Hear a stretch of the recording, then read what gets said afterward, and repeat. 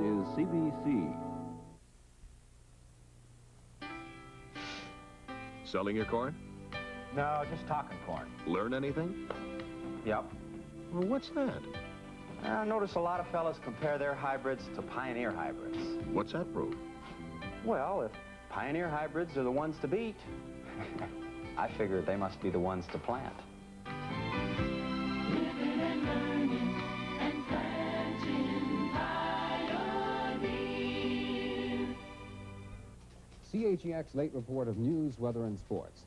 Each evening, our reporters bring you the latest news from not only Peterborough, but an area that ranges from Oshawa to Bancroft, from Lindsay to Belleville.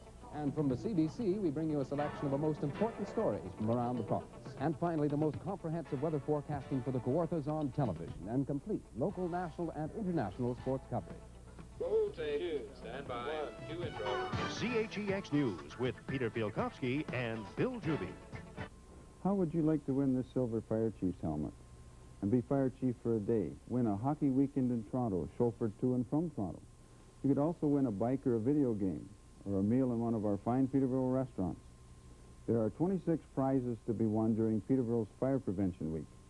Go to your nearest fire station, and if you are between the ages of 7 and 17 and live in the city, fill out an entry form. Learn not to burn through all the year. CHEX TV's new season has something for all ages. Weekday mornings at 9:45, the young will enjoy visiting with the Friendly Giant. The young adults will enjoy the competition among the area schools on Campus Quiz, Saturdays at 11:30. And the characters at a Vermont Inn provide the comedy on Newhart, Mondays at 9:30. Fridays at 8, the tough police precinct is the setting for drama in the multi-award-winning Hill Street Blues. CHEX TV. So nice to come home to this fall. Fame, Thursdays this fall on CHEX. A CBC Sports presentation.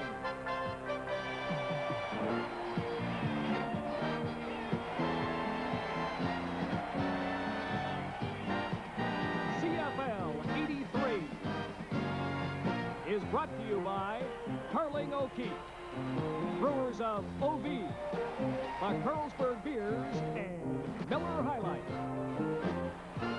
And now, for all the action, we take you to the stadium and our CBC Sports crew. Last week, the Toronto Argonauts moved closer to an inevitable first-place finish in the East. The country's leading receiver, Terry Greer, threw a touchdown pass in a 30-17 triumph over the Montreal Condors. And in the West, in a battle for third place, the Edmonton Eskimos came from behind to defeat the Calgary Stampeders 31-28. And this afternoon, last year's Grey Cup participants meet for the first time in this 1983 season here at CNE Stadium in Toronto. It's a big game for both teams. The Toronto Argonauts realize they have an opportunity to at least clinch a tie this afternoon for first place in the Eastern Conference. The Ottawa Rough Riders, with that victory last night, moved within 6 points, but Toronto could clinch that tie for first by winning today. And in the West, the Edmonton Eskimos could at least temporarily move into a first-place tie with Winnipeg and BC. They meet tomorrow afternoon in Winnipeg. Ron Lancaster, the 3 outstanding players in the Canadian Football League last week, are in action this afternoon. They sure are, Don, and 2 of them are playing with the Eskimo defense. They're being led once again by last year's outstanding defensive player, James Parker. He was the defensive lineman of the week last week. He has 9.5 quarterback sacks, shown here sacking Bernard Quarles of Calgary from the blind side. This is his specialty, and he's going to need some help today from his partner on the other side, defensive end Tom Tooney. He has 6 quarterback sacks. These 2 guys are going to have to do exactly what they've shown right here, where they keep the opposition inside and put the pressure on the Toronto Argonauts. And the Toronto Argonauts will give them all they can handle. Let's see what Leo says about them. As far as the Argonauts are concerned today, it's all going to be Joe Barnes, how well he does. And in talking to Coach Obilovich yesterday, he feels that Joe Barnes can go to his left and throw the football about as well as anybody that he's ever seen in the Canadian Football League. That's pretty well evidenced on this play here as he rolls to his left and hits Emmanuel Talbert in the end zone. Now with Barnes, he's a little bit like wine. He gets better with every year. I thought last week against the Concord, he probably had his best game that I've seen in Canadian football. Uh-oh, I'm going with the Toronto Argonauts here. Wait till Norm Kimball sees this. Well, Leo, this afternoon, I think that early in the ball game, we might see Joe Barnes attempting to pick on the newcomer in that Edmonton Eskimos secondary, Mike Dearden replacing Larry Highbaugh. Yeah, I think that's a possibility. He's going to take advantage of anything they give him, as the old cliche goes. And Don, I've heard today is your birthday. You gave Joan Mead a hard time last week. You won't tell us how old you are, but one thing's 40. for sure, you can't be as old as you look. Happy birthday. Thanks very much, Leo. And we'll be back with the opening kickoff at CNE Stadium, the Eskimos and the Argonauts, right after this.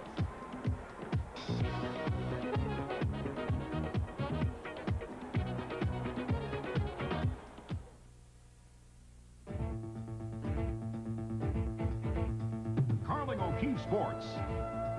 Your box seat to the CFL. We're bringing you more games than ever. A full interlocking schedule of exciting matchups. With new powerhouses and renewed rivalries. It's wide open football CFL style. Catch all the action from your home box seat. Carling O'Keefe Sports. Bringing the sports world home to you. Mondays on CHEX, meet Hardcastle and McCormick. Why are you always breathing on me, Judge, huh? Whether you believe it or not, I'm looking after you. Lady Justice is a tough old broad. Wise guys rule the world today. But we're going to step in and sling some lead, kid. I'm going to file that under who gives a damn. You're going to kill us? Well, I'm not going to let him get away. Does anybody like you? I hope not. Hardcastle and McCormick, Mondays at 7 on CHEX Peterborough. Hank Olisic facing his former teammates for the first time, preparing to kick off for the Toronto Argonauts. Joe Holloman, number 29, and Gary Hayes, number 28, are back to receive this opening kickoff. John Ireland, the referee this afternoon. Hank Olisic waiting for the signal to get this game underway. A good crowd in attendance on a sunny afternoon at CNE Stadium in Toronto. Holloman goes a couple of yards deep in the end zone. Holloman finds the seam up the middle. And he runs it all the way out to the 45-yard line, upset there by Hank Olisic. Well, this is a good start for the Edmonton Eskimos. Holloman has been threatening to break one all year long, and he sees that seam up the middle and finds it. Two good blocks there, just like opening up a hole in the offensive line, and he takes advantage of it. Just a saving tackle here by Olisic, or he could have gone all the way. Maybe a change for the Edmonton Eskimos. In 3 of their most recent games, they have fallen behind early and have had to fight back, but they get excellent field position. First and 10 from the 46. Nelson Jones, who has replaced the injured Neil Lumsden, picked up a yard before being forced back. Jones acquired in a trade from the Winnipeg Blue Bombers a few weeks ago, and he has replaced Neil Lumsden, who is out for the season with an injury. Franklin King and Carl Braisley were the two who combined to drive Nelson Jones back. So it's second and 10 for the Eskimos. They are operating from their own 46. Ronnie, you didn't think that they were going to run very much this afternoon because they've only got the 2 running backs. They got one of those guys right there in trouble. Scott Stout and Nelson Jones, the 2 running backs. There's the pass to Brian Kelly for a first down across the midfield stripe. Well, if it isn't a first down, it's going to be very close to it. He was pinned by William Mitchell. It may be just a few inches short, but at midfield, I think the Eskimos will be inclined to gamble. Well, I think what happened was the ball was thrown low. Warren Moon had to come back to get it. He threw it low, and Kelly had to dive back, and they're going to come up just maybe a little bit short, but there's not going to be much. Watch the curl. He turns to the inside. He's going to have to come back down low to catch the football, because Brian usually knows where that first and 10 marker is. Brian Kelly, the leading receiver in the Western Conference. That's his 78th reception of the year. As we mentioned, Nelson Jones has replaced Neil Lumsden, and Marco Sincar is taking Brian Fryer's spot at a slot back position. The offensive line remains the same for the Edmonton Eskimos. They are gambling here on 3rd down.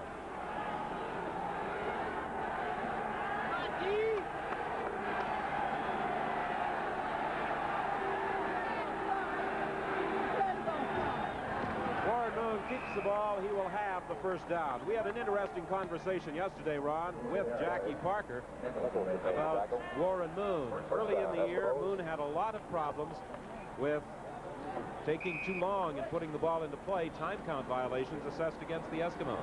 Well, what they were doing, they had him calling out the defense, and if they line up in say a 4-3, he'd call that. They'd jump, and he'd have to stop and call the defense. Well, you only have 20 seconds in this league. You don't have 30 seconds like down south, and he ran into a lot of those problems, but none since. On first down, the sideline pattern incomplete. Waddell Smith, the intended receiver. He wanted to throw that ball just a little bit earlier, and he got some pressure by William Mitchell outside, and he pulled it up, and then when he let it go, he threw it too far. Got to get Moon, keep him inside. Don't allow him to be running. Ron, perhaps you could explain for our viewers the change in what the Eskimos are doing as far as calling those defensive sets. Let the linemen call it. That's what you normally do. The linemen have to visualize with the block and let them handle it. 2nd and 10. Ball is at the 53. Incomplete, intended for Kelly, and Leroy Paul, the cornerback on the right side, came over to deflect it away. Well, I think Kelly felt that Paul went through his back on this play. And this is the kind of a play that a referee has a hard time making a decision on, because if you go through the guy and get to the ball and touch it, it's pretty difficult to call an interference call. Paul Hickey is kicking to Carl Brazeley and Jan Carinci. Kicking into the wind. Carinci will field it at the 15. And Carinci gets out to the 23-yard line. A 38-yard kick by Paul Hickey and a return of 8 yards for Dan Carinci. And the Argonauts will scrimmage for the first time when we return to CNE Stadium.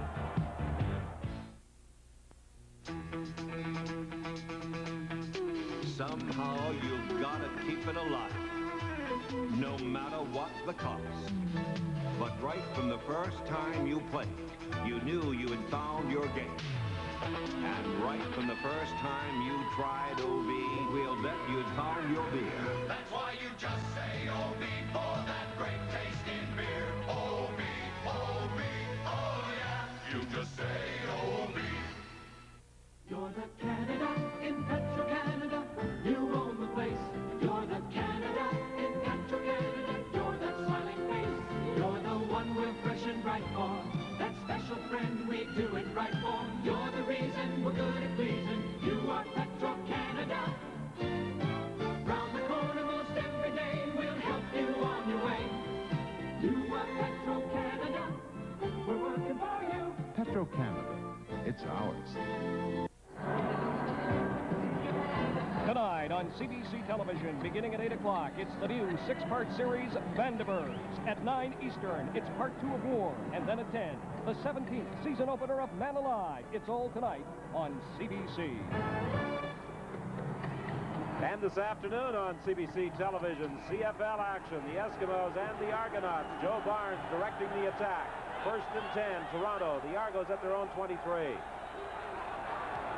There was movement at the line of scrimmage by David Boone. He got back onside. Joe Barnes throwing for Terry Greer.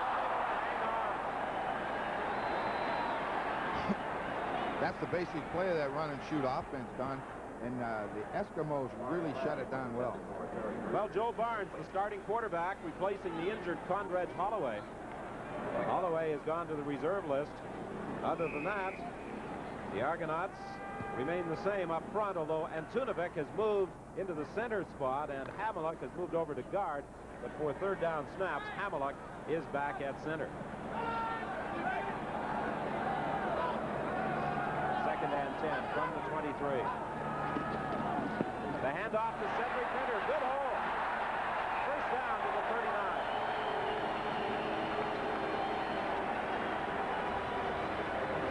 That's an excellent run right there by Minter. The Eskimos were playing man-to-man. Kepley was supposed to cover Minter. He started inside, and Kepley went in, and he broke outside. And with his speed, Kepley's just not able to run with him, and he gets into that secondary. The Eskimos had the extra defensive backs in there, and that puts the linebackers in a bind. A 16-yard gallop for Cedric Pinter. It's 1st and 10 for the Argos. They are just outside their own 38-yard line. Barnes Throws complete to Tolbert near the 45-yard line. Stopped there by Emilio Fraietta. Tolbert had a big game last week against the Montreal Concord on the receiving end of 2 touchdown throws. The Eskimos, pretty much the same group playing defense, although they have made the one change in the secondary, and that's the insertion of Mike Durden into the right corner spot, replacing Larry Highbaugh.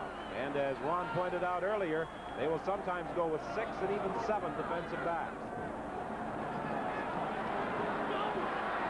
Second down. Barnes is in trouble. He may get out of it. He's got a first down at the 52.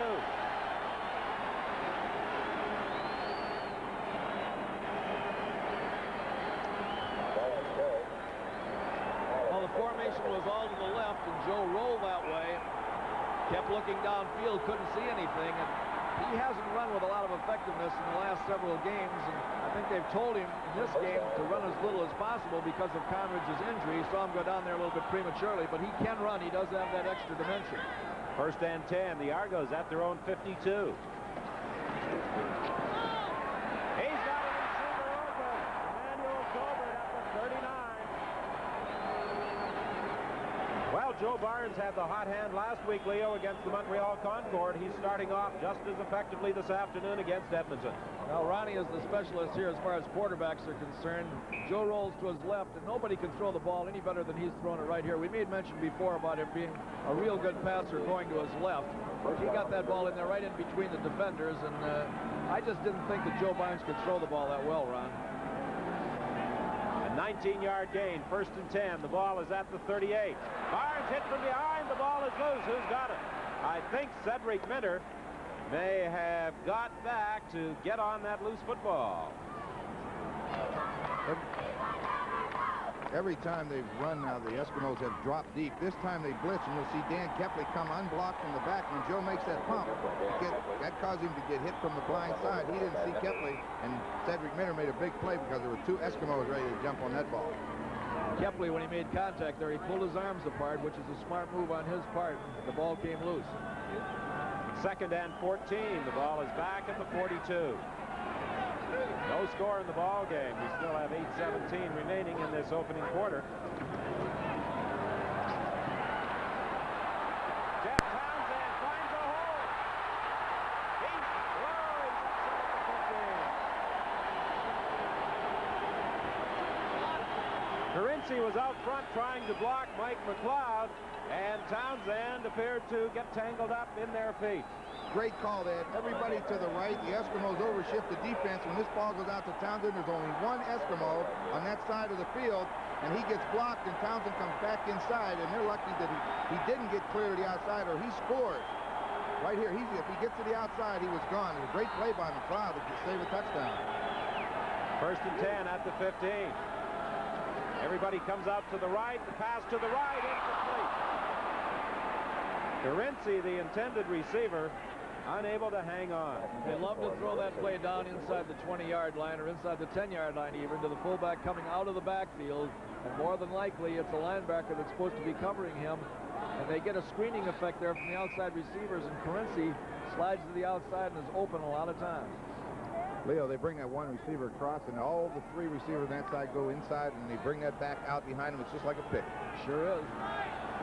Second and 10 from the 15. Remember, the Argos started this drive at their own 23.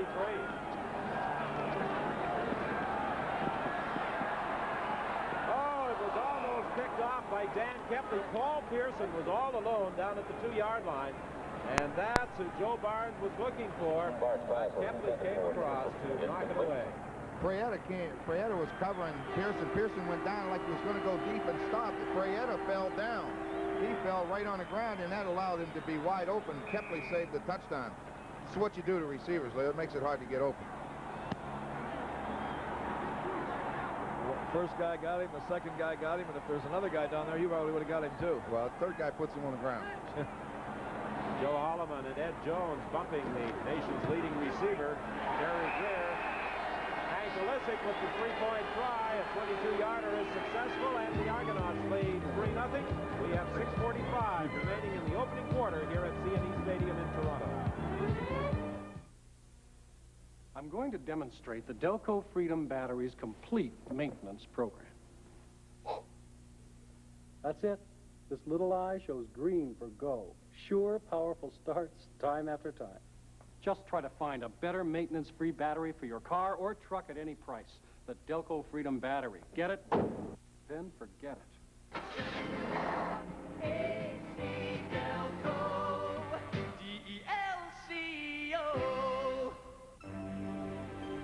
Welcome to Air Canada's Intercontinental Executive Class, an unparalleled North Atlantic service.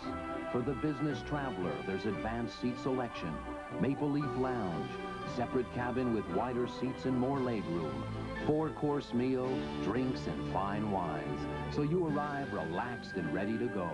Intercontinental Executive Class, the new star in the heavens.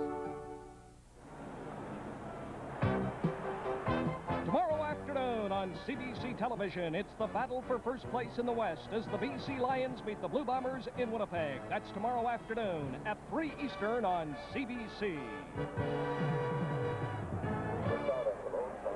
Yes, you can enjoy your Thanksgiving Day celebration by watching the action from Winnipeg Stadium. That should be a dandy. We're looking forward to it. A battle for first place in the West. The Bombers and the Lions. Draw play. Scott Stout got hit right at the line of scrimmage and then is driven back. The ball pops loose, but the play had been whistled dead. Franklin King just made penetration on the play, and it unblocked. He went in there and almost took the handoff. Got right on top of him. Jackie Parker was concerned about the running game, and so far, he has seen nothing to allay those fears.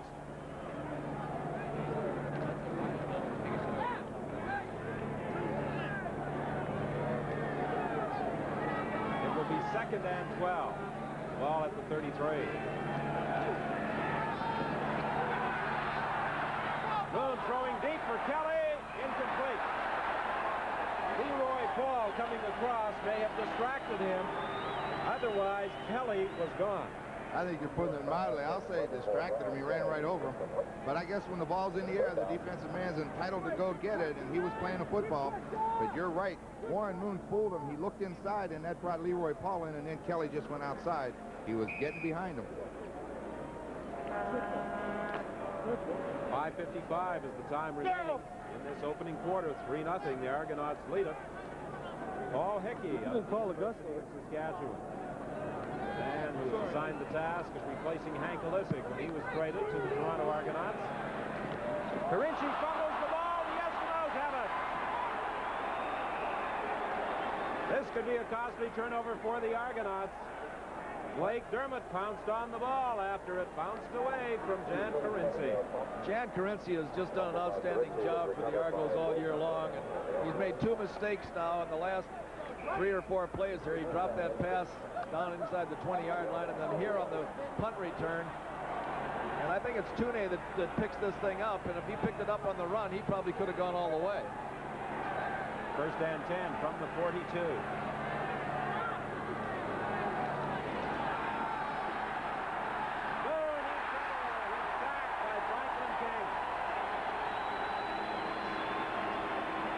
This is good defense by the Toronto Argonauts secondary.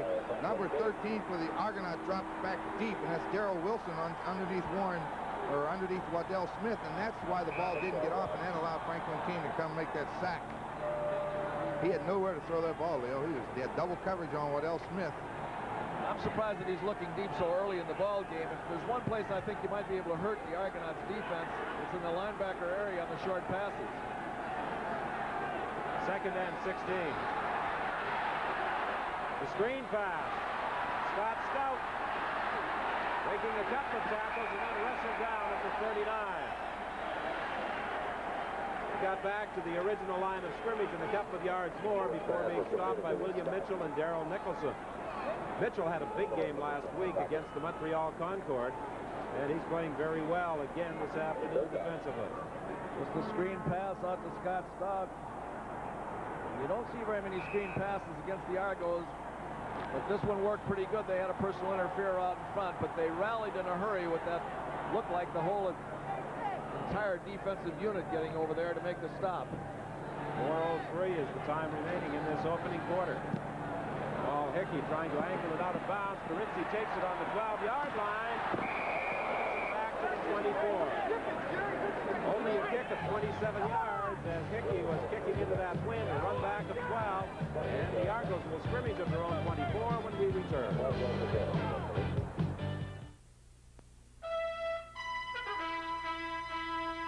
You've rehearsed it 1,000 times. Yet it's never the same way twice. But right from the first time you played, you knew you had found your game. And right from the first time you tried OV, we'll bet you had found your beer. That's why you just say OV for that great tasting beer. OV, OV, oh yeah, you just say OV. Watch this. The man with the briefcase is a Bank of Montreal banker. The man he is calling on owns his own company. The banker is about to sign a document unique in Canadian banking. First Bank Financial Agreement, our formal commitment which spells out in writing the terms of all the services we provide to each business customer, and we sign it right on the dotted line. First Bank Financial Agreement, another good idea from Bank of Montreal. First Bank for business, not just money. Ideas. A great lineup on Sports Weekend next Saturday. The E.P. Taylor Stakes live, and followed by the South African Grand Prix, the last Grand Prix Formula One race of the season, and then the Tournament of Champions Horse Show from Newmarket on Sports Weekend.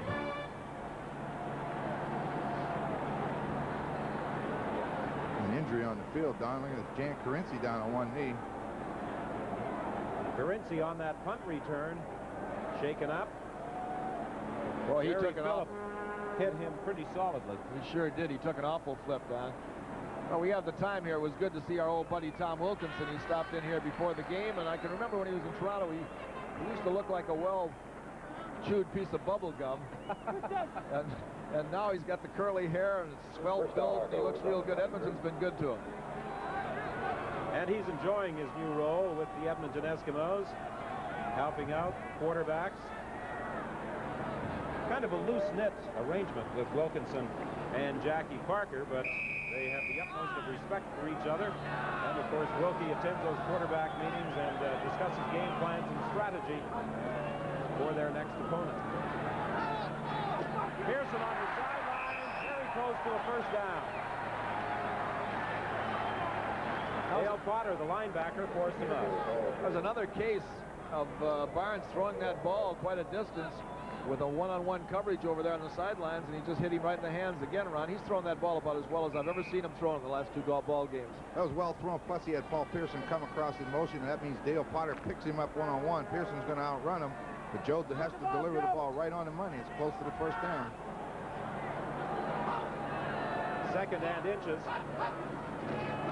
Barnes keeps. He gets to the 35-yard line, and he does have the first down. Jan Carinci out of the University of Maryland. In the off-season, he does some work for Carling O'Keefe. Quite involved in hang gliding as well. He spent a little time hanging in the air on that punt return when he was decked by Jerry Philp. Bet he wished he had his kite with him.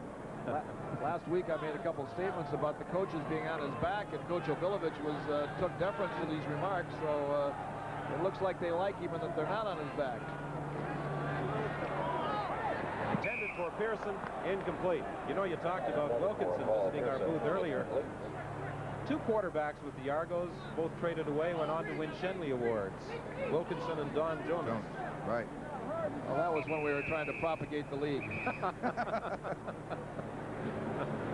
We were building the West at that time. Paul Pearson, the injured player. There are two ball players on the field this afternoon. Both went to school in Weed, California. Paul Pearson is one of them, Emilio Freyetta the other. Right. You didn't know that, did you? No, I didn't. Well, you had to dig way down to find out. Impressive. I'm trying to figure out how Paul Pearson got hurt. He was just running a little pass pattern, turned to the outside. Nobody seemed to hit him.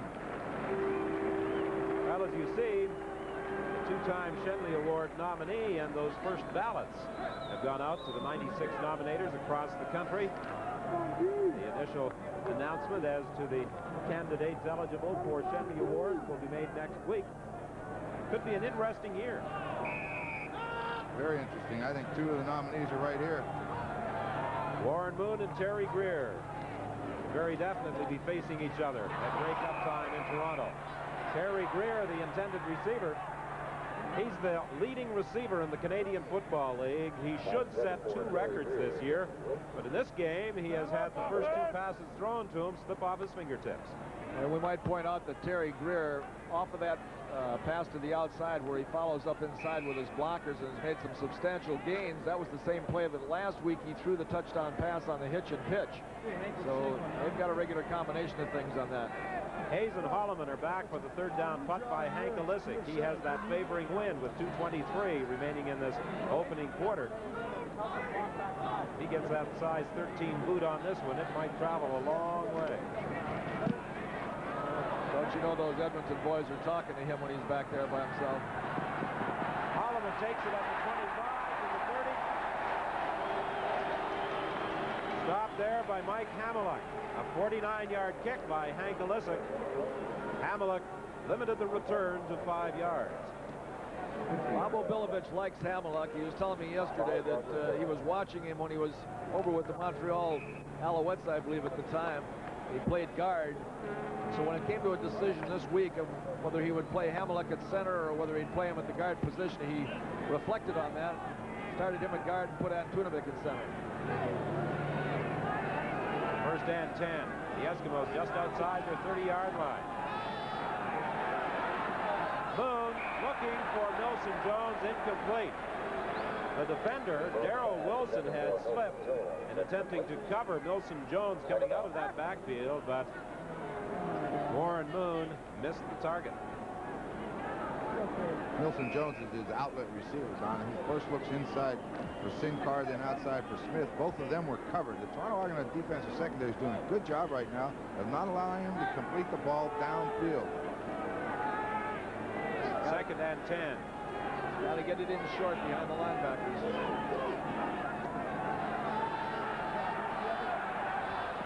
Sideline for Kelly. He was out of bounds. Even had he caught the ball, he was out of bounds.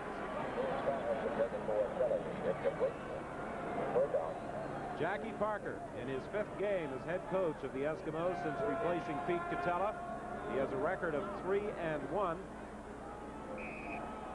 That lone loss to the British Columbia Lions a couple of weeks ago at BC Place. Thrilling ball game that you saw on CBC television. Jeff Townsend has replaced Carinci on the punt return unit for the Argos. Again, the ball hangs up in the wind. It's taken by Townsend, and he is down at the 53-yard line with 55 seconds remaining in this first quarter. Just a 29-yard kick by Paul Hickey. I think the Edmonton Eskimos would be happy as can be if they can get out of this first quarter with just those 3 points against them with that win factor. They're playing for the win right now, and they're mainly interested now in keeping the Argonauts off the scoreboard. Joe Barnes, the veteran quarterback, in his 8th year in the Canadian Football League with Montreal, then 2 years with Saskatchewan before coming to the Argos a year ago. Inside for Townsend. First down at the 45. Gary Hayes made the tackle on Jeff Townsend, the #1 territorial protection in 1981. Well, they have a lot of weapons. This is a great throw. Dale Potter has to come up to cover the back, and it opens that seam up right inside for Townsend. Barnes is right on the money. It's got to be on the money because that can be picked off if it isn't. Joe's getting it in there. 1st and 10 at the 45 of the Eskimos. This could be the final play of this opening quarter. Trying to set up the screen to Mentor, and it was knocked away by David Boone. 3 seconds still remain on the clock, so there will be one more play in this first quarter. You know, Don, the play just before they hit Townsend inside, Potter had to come up to play the screen pass. This time they throw the screen pass, but Boone gets in and plays volleyball with it and spikes it. I saw Boone one time before do that, pick it off and run for a touchdown. I was wondering right there if he'd have seen it up in the air, he had a shot at it. A big man. He came up a long way. Off his feet, knocked down that pass attempt by Joe Barnes. Swinging it out to center fielder, incomplete. Fielder was open on the sidelines. Barnes threw it low. So that's the end of the opening quarter. The Argonauts lead the Eskimos 3-0.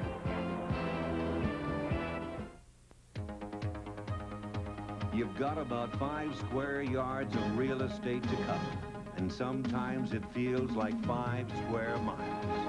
But right from the first time you played, you knew you'd found your game. And right from the first time you tried OB, we'll bet you'd found your beer. That's why you just say OB for that great tasting beer. OB, OB, oh yeah, just say OB. Welcome to Timex Quartz. Incredible technology. Our new Timex Elite is the thinnest quartz calendar watch in the world. Our new solid-state watch has no moving parts. These are microchip projected hands. Now, bring the value of Timex Quartz into your world.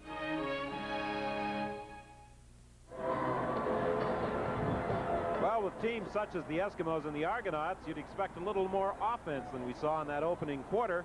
Neither quarterback, Joe Barnes or Warren Moon, has had much success in throwing the ball.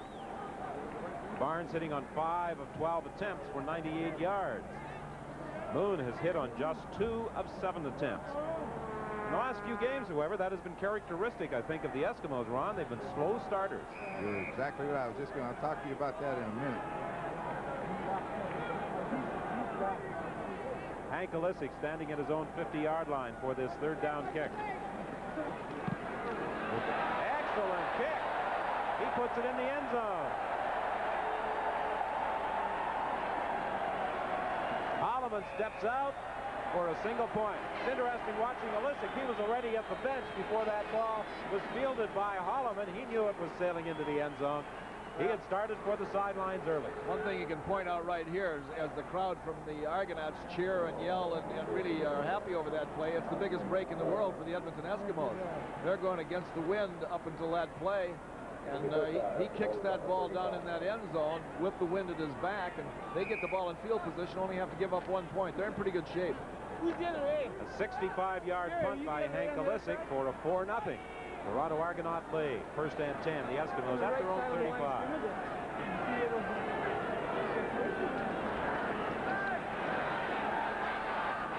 To Scott Stout. Gain of about 5 before being upended by Carl Brazeley. It will be 2nd and 5. Those Toronto defenders, especially those outside backers, especially like Carl Brazeley right there, really dropped deep. They're not allowing Warren Moon to throw it downfield. They forced him to throw it in the flat, and he really come back and made a nice tackle, an open field tackle to limit it to 5 yards. 2nd and 5. The Eskimos are at their own 40-yard line.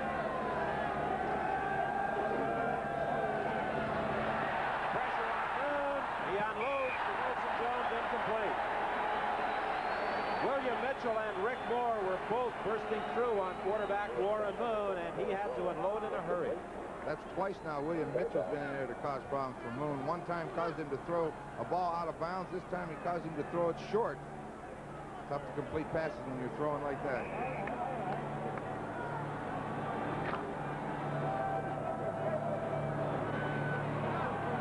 Realize you're getting older when you have a young man like Paul Hickey come up and say, hey, you used to play ball with my father. That goes back a few years to Saskatoon Hilltop days. Good kick to Carl Brazeley back at the 15-yard line. Brazeley trying to get outside. He had a block there from Steve Aykroyd to get to the 21-yard line. That's where the Argonauts will scrimmage. First and 10 when we return to CNE Stadium in Toronto. Excitement. Nobody's got it like cardio.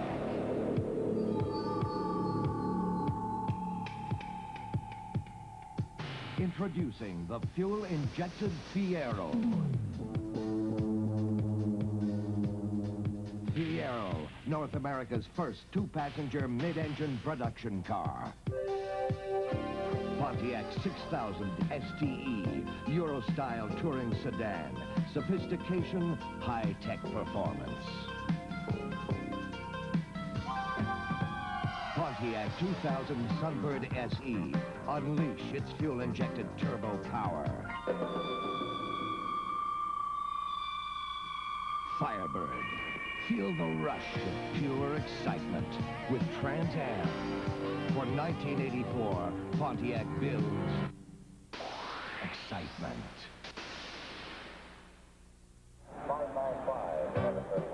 Next Saturday on CBC, Hockey Night in Canada with 3 games on the schedule. Most of the country will see the Oilers and Flames from Calgary.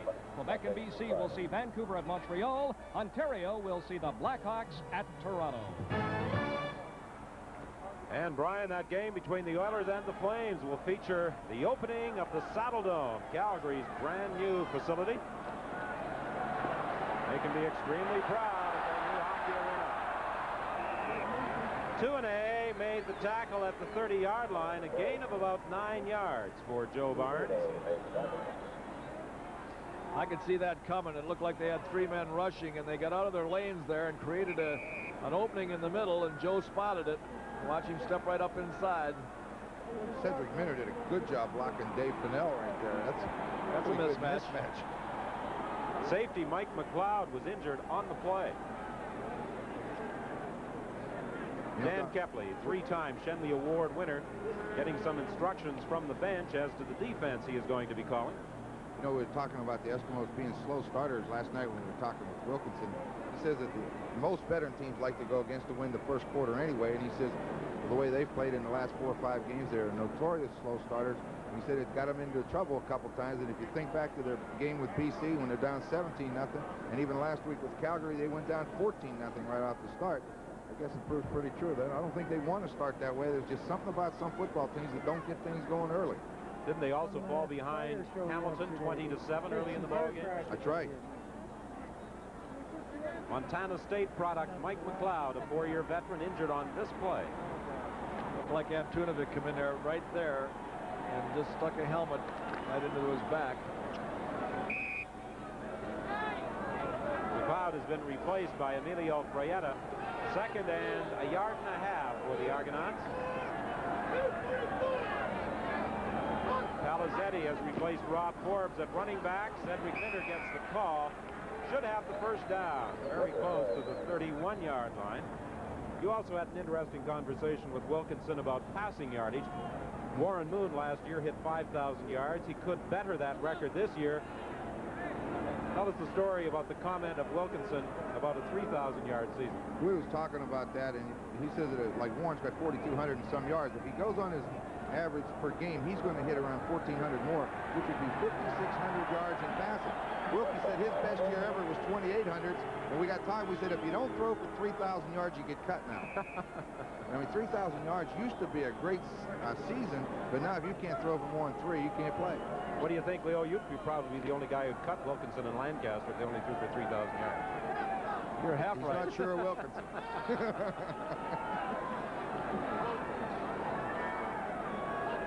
First and 10 from the 31. Pressure, and down goes Barnes from the backside. Emilio Fraietta. Was he moving from that halfback spot? The safety blitz. Well, you remember the last time they allowed Dan Kepley to come up the middle, and he hit Barnes in the back. This time they blocked Kepley, but you don't have enough blockers, and watch Fraietta come from the backside. He really hit him, Leo. Well, he did push the ball out after he was hit. I was going to say that it didn't look like that he was in the act of throwing, but after he was hit, he pushed the ball out. So I guess they interpreted that as throwing action. As fast as you're moving the other way, you'll push it out too. So it's 2nd and 10. For Terry Greer, reception number 91 for the season, short of a first down, however, tackled there by Dale Potter. Leo, you know how we're always looking for illegal plays? See, that pass to me, the guy's blocking downfield, and a lineman, before the ball's caught downfield over the line of scrimmage. He can block downfield on a screen, but that was caught about 4 yards upfield. Well, the only thing is, if it's a lateral, it's legal. If it's not a lateral, it's not legal. You can block all the way over the field, Ron, if it's lateral. Right. Okay. Okay. What was the question? I thought the lineman blocked downfield and the pass was completed downfield, across the line of scrimmage. Third down punt by Hank Olisic. The Eskimos were going after it. Stuart McAndrew almost got to that punt. Fielded by Gary Hayes, and he's downed at the 48-yard line by Jeff Townsend. 11:06 is the time remaining in the first half at CNE Stadium in Toronto. The Argonauts lead at 4-0. We'll be back right after this. Hey, Canada. Welcome to Miller Time. Now through here, it's yours and mine. Bring your thirsty self right here. You've got the time, we've got the beer for what you have in mind. Canada, welcome to Miller Time, yours and mine. Miller High Life, now available at regular beer prices. Canada, welcome to Miller Time. The new Philishave has made this man a Philishave man. It's because the Philishave's improved lift and cut system now shaves more than twice as close as before. And fingertip controls make every close shave comfortable and precise. The new Philishave from Philips. For the Philishave man, one close shave after another. CFL 83 this Monday, Thanksgiving Day. We'll be in Winnipeg for the battle for first place between BC and the Blue Bombers. There are 2 games next Saturday, 2 on Sunday. We will have Winnipeg and the Rough Riders from Lansdowne Park in Ottawa. You know, it's interesting. The Winnipeg Blue Bombers go against the Ottawa Rough Riders next week. Ottawa now has defeated all 5 Western teams. Yeah, they want to play in the Western Conference. Boone has Milton Jones open on the sidelines. He'll get the first down to the 50 of the Argonauts. You and Ron were both mentioning before that the Edmonton Eskimos have had notorious slow starts, and that I think there was a reason for that, especially in the BC game. They had terrible field position. But throughout the first part of this ball game, they've had decent field position. Again here, they're starting almost in midfield. Now with the wind at their backs, they could be pretty tough. 10:25 remaining in this first half. First and 10, the Eskimos at the 50 of the Argonauts.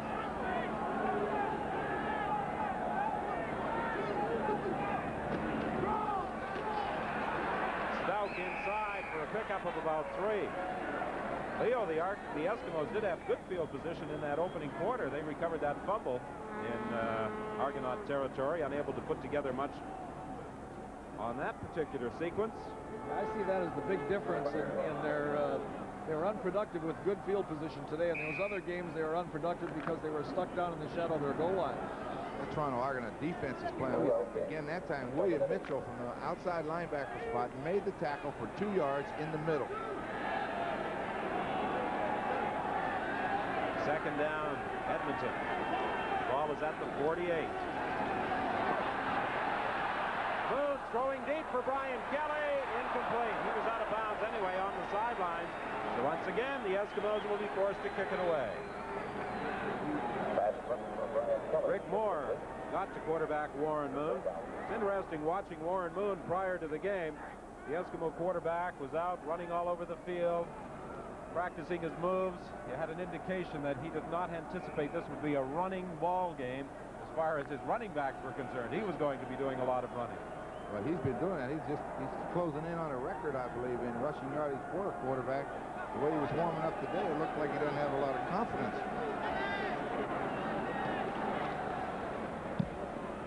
Excellent kick by Hickey. That will sail into the end zone. Braisley will concede the single point.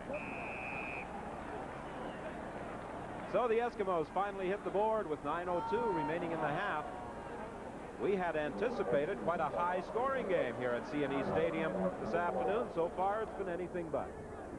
Well, I think you have to anticipate high scoring with the way the Argonauts have gone this year, and the Eskimos got an explosive team themselves. But right now, both defenses are deciding this ballgame. The closer you get to playoff time, the better the defenses get. And these are 2 pretty good defenses right here. Well, you know that, Leo. Come November, that's what's going to decide it. First and 10 from the 35. Paul Pearson is back in the lineup for the Argos. And there he is on the receiving end of the Joe Barnes throw. Ed Jones came across to make the tackle. Barnes, the CFL Star of the Week for his performance last Sunday against the Montreal Concord in a relief role, replacing Condredge Holloway. He just takes about 3 steps backward, gets it out to Pearson. Gets 4 yards, and Ed Jones hits him pretty good. Those defensive backs tell him 4 yards and a headache. That's what you get for those kind of receptions. Second and 6.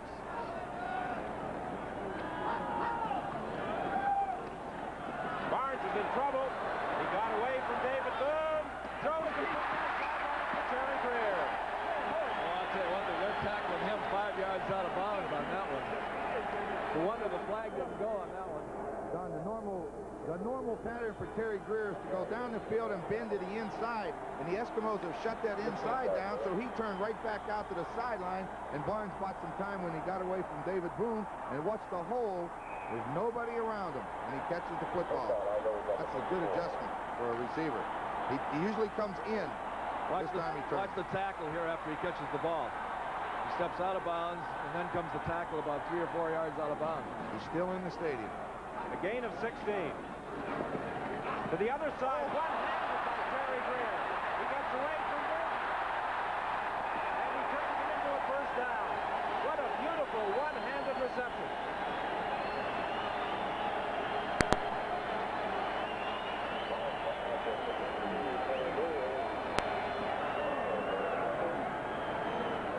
Terry Greer started off dropping a couple of passes early in the ball game, but you can tell right now he's warmed up. He catches this ball, makes a good move, and evades a couple would-be defenders. Gets the ball down to around the 40-yard line. Number 93 in the season for Terry Greer. This time he goes wide right. Pass for Townsend. On the sidelines. He's going to score because the penalty flag back at the line of scrimmage. They're going to bring it back. That flag went down real early, Don.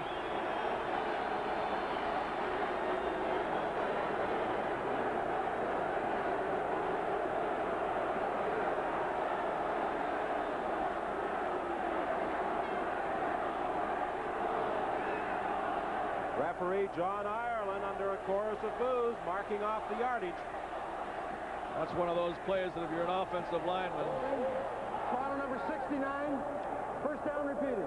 Dan Ferrone, the Simon Fraser graduate, guilty of holding on the play. I was going to say that's one of those plays if you're an offensive lineman, you say, please don't let it be me.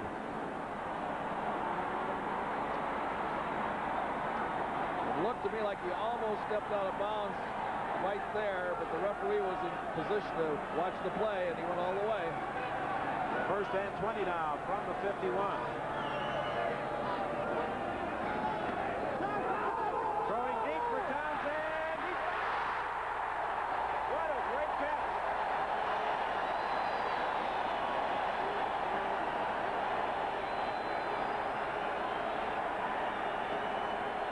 Well done. What you see is Joe Barnes audibled here and brought that slot back across. He read that blitz coming, and Durden's got to be wondering what's going on. A one-handed catch by Greer, and this is a great catch by Townsend. He just reaches out. Durden had good coverage on him, but boy, I'll tell you, it's hard to stop. You see the blitz at the top, but he got time to lay it out there one-on-one, and Townsend makes a great catch. Townsend has done everything that they've asked him to do, and he looks to me to be one of the real stars of the future. Well, we talked about the great speed of this young man a few weeks ago, and he certainly displayed it in getting out to grab that ball. Here's touchdown, but there's a flag, another flag on the play.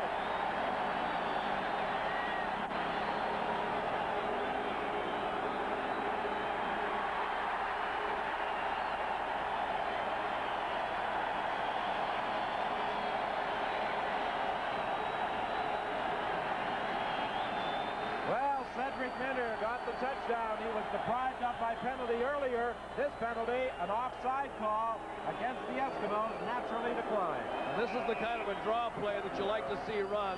You can hardly notice the ball handling there as he takes the ball, and he's 3 yards down the field before the defense even knows that he has the football. Takes it right into the end zone for the score. Ankulisic with the point after. He puts it through. So we have 6:03 remaining in the first half at CNE Stadium in Toronto, and we'll be back with the Argonaut kickoff after this message. How do? I'm Carol. Carol Channing? Yeah. You know me on stage as Dolly or Lorelei Lee, but when I'm on television, you see me at my best on a Sanyo Spectra TV. Such a sharp picture. Such gorgeous color. Sanyo makes even me look good. Which is something.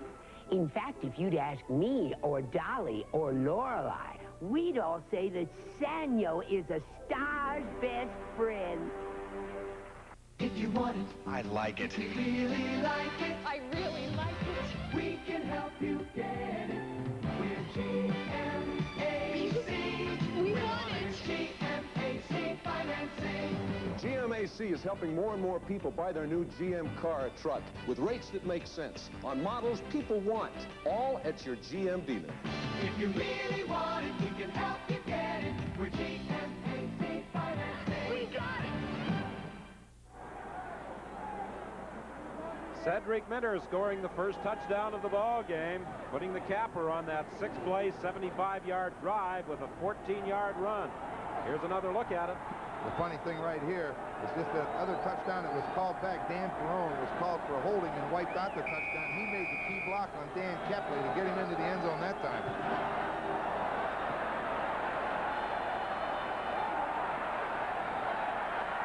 Kickoff picked up on the far side, and Gary Hayes goes out of bounds at the 20. Tony Lawson, number 77, one of the first downfield to make the tackle. We have a most interesting halftime show for you. We'll have highlights of the past week in the Canadian Football League, a report from Winnipeg with their newly acquired quarterback, John Huffnagel, from the Saskatchewan Roughriders, and from Hamilton, John Wells will be talking with Al Bruno, the newly appointed head coach of the Hamilton Tiger Cats.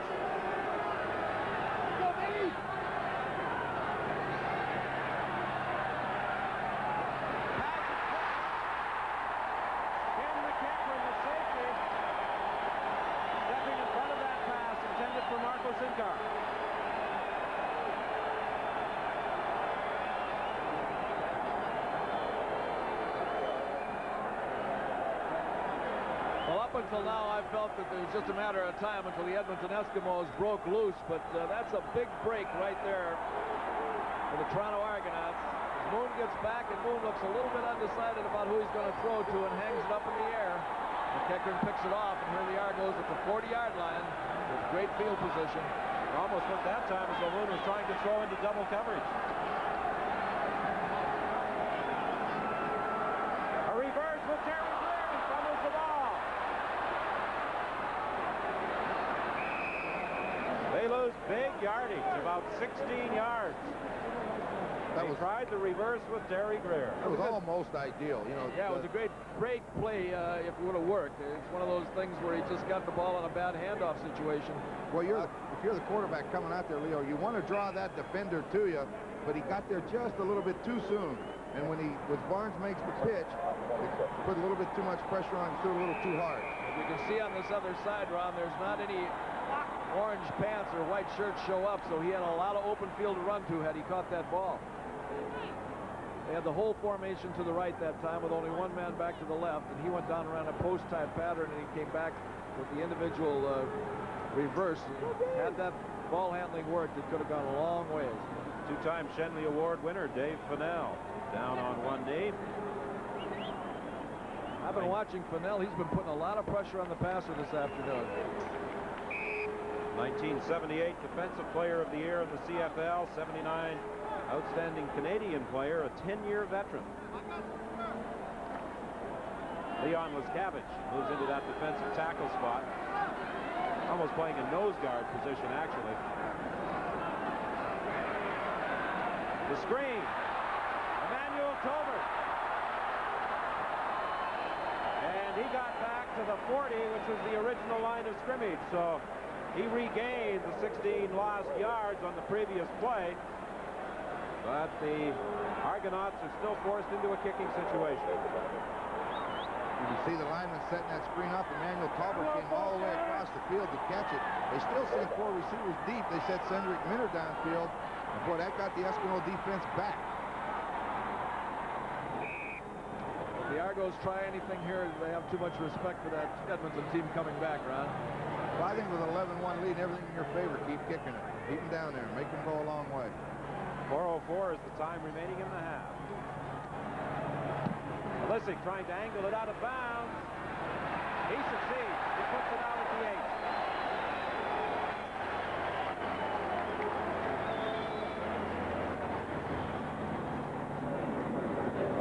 Well, what you're just talking about, Leo, that's a great kick. Puts them on the 8-yard line. Puts them a long way from their goal line. Only a 32-yard kick by Hank Melisic, but it puts the Eskimos in a jam. Jackie Parker's been one of the few coaches this year to use the quick kick. With the wind at his back, Millicent Jones can quick kick. If he gets some field position, he may quick kick in his ball game.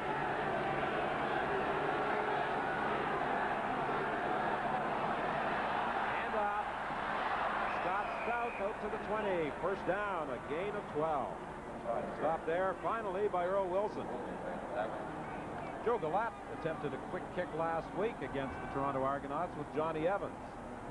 I think that's a good weapon for Galat with Evans, because Evans has been a fine punter with the Cleveland Browns and also a capable punter when he's in Montreal. So from that quarterback position, he can do that. First and 10, the ball just shy of the 20. Boone is in trouble.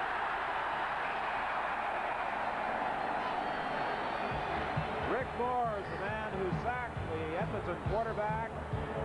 And with 2:55 remaining in this half, let's pause for this message. Home is more than a building. Home is people. Caring people who live and grow together. Mike and Elizabeth Horvath know the importance of home. They own and operate the Horvath Retirement Home. Together with their caring staff, they provide shopping conveniences, hairdressing and laundry facilities, public library, clubs, and activity programs, plus many more little extras that help make Horvath a home away from home. The Horvath Retirement Home, with locations in Deloro and is part of the Faybeth Nursing Home in Marmora. Without this, you'll be as dead as the men you killed. I see.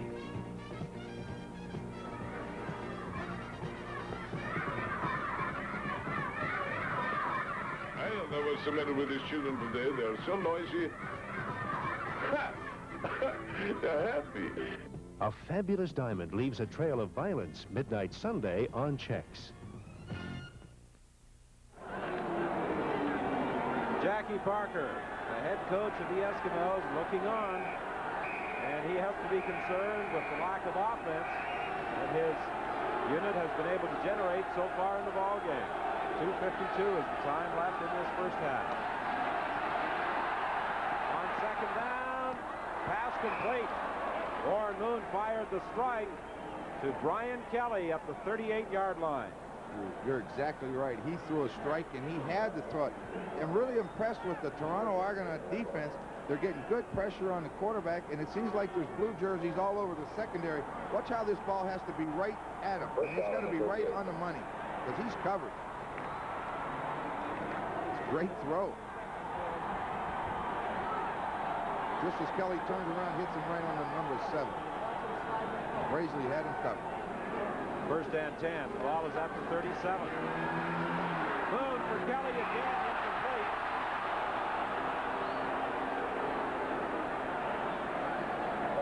That defensive secondary, as you say, are hugging him pretty close, Ron, but it's the defensive line that's putting the pressure on him. He has to throw that ball in a hurry, and even when he completed that last pass to Kelly, they were all over it. He took a pretty good hit from William Mitchell. Sure did. Just what I was going to say. Watch how close Marcellus Green was playing on Kelly. That time there was just no room, and then that hit. Moon took a heck of a hit, as he said. 2nd and 10 from the 38.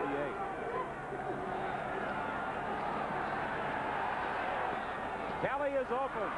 First down at the 53 of the Argos. 2:17 is the time left in this first half. 11-1 is the score in favor of Toronto. But Warren Moon certainly is capable of moving the Eskimos all the way very quickly. Once again, the Argonaut defense is forcing the Eskimo receivers to go at least 18 yards to get behind their linebacker. Watch how deep Brian goes to get open. And again, the ball's delivered right on time. Kelly makes the catch 18 yards before he can get open. It's in there, though. Behind the linebackers is the place to throw it.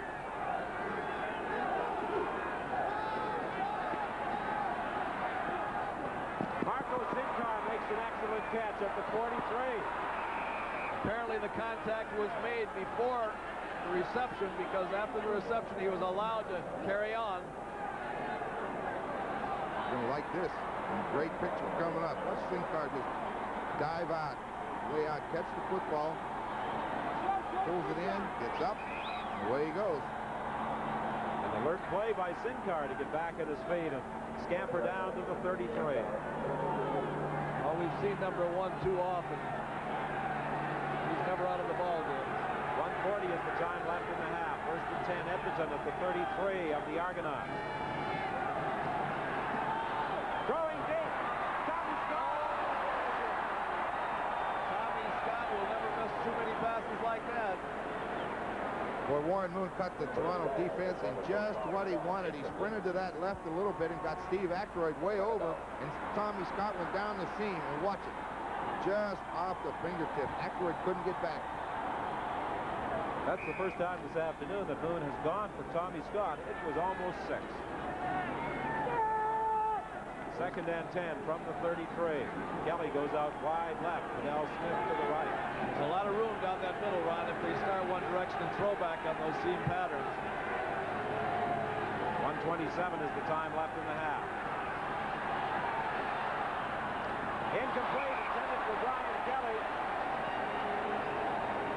Leroy Paul is the man who knocked it away. The linebacker, William Mitchell, had also dropped off. You know, Don, it almost looks like that the Toronto Argonaut defense are putting more men to the side of the field where Brian Kelly and Tommy Scott, because Sincar is open in the slot over here, but he tries to throw that curl that he's hit 2 times in a row. This time it's off target. Toronto almost picks it off. There's a lot of blue jerseys there, too. Lots of them. So Paul Hickey will hold on a 40-yard field goal attempt by David Cutler.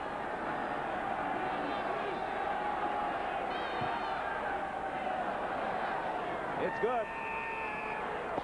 And with 1:18 remaining in the half, it's now an 11-4 ball game.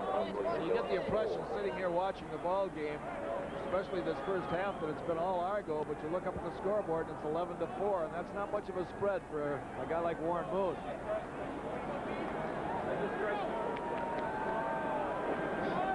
The Argonauts have played pretty well defensively through the first 30 minutes of this ball game. Much has been made, of course, about their run-and-shoot offense. I don't think they really give credit for the defensive work they have done. No, you're exactly right. They have such fantastic offensive statistics. You forget that defense. Barnes setting up the screen over the middle. John Pelizzetti lost his balance, and it's a gain of about 4 yards. Tom Tuine was there to make the tackle. I think the thing that you hear more than anything else throughout the league is the different defensive fronts and the defensive front fours and so on. But when you look at Matthew Teague, Franklin King, Earl Wilson, and Rick Moore, that might be the best defensive front four in the league right now.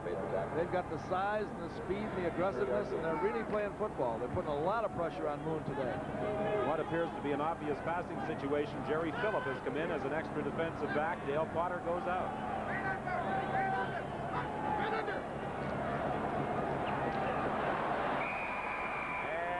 James Parker, the outstanding defensive player in the CFL last year, drops Joe Barnes back at the 27-yard line. So with 47 seconds left in this half, the Eskimos may get another opportunity.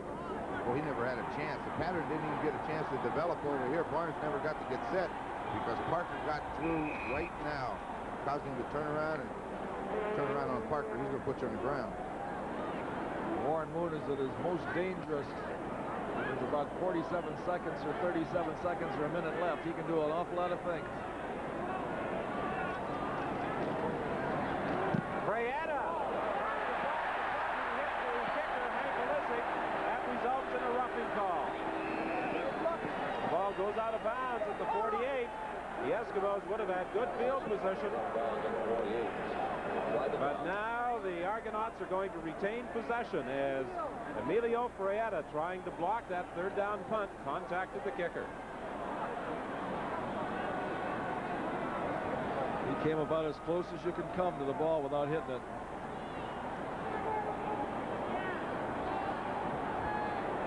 Referee John Ireland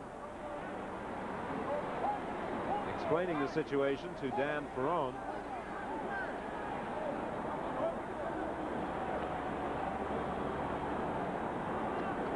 And now the yardage is marked off, so the contacting the kicker call means it's now third down and, well, let's see, 7 yards. Edmonton number 37, third down repeated. Emilio Freyetta, who's done his halfback position, picked up a quarterback sack earlier, almost got through to block that third down punt of Hank Olisic. Good kick by Olisic. Over the head of Gary Hayes. It bounces back into the goal area. And a single point results for the Toronto Argonauts. A 78-yard kick by Hank Olisic. It almost looked like Gary Hayes miscalculated on that punt. He didn't judge it right. The wind may have had a factor connected with it. You know, he's kicking against the wind, and his two best kicks today have been against the wind. That one, as you say, Leo, got up, and the wind against it is going to cause it to play tricks. Hayes pulled his hands down at the right time, but he probably would have dropped it. That's what happened. You see Freyetta's almost going to block that kick. Kind of makes a little contact with Olisic, and that's what enabled him to get another chance and get that single point. So it's 12-4 with 9 seconds remaining in the half. Scott Stout for a first down to the 46 with 3 seconds remaining.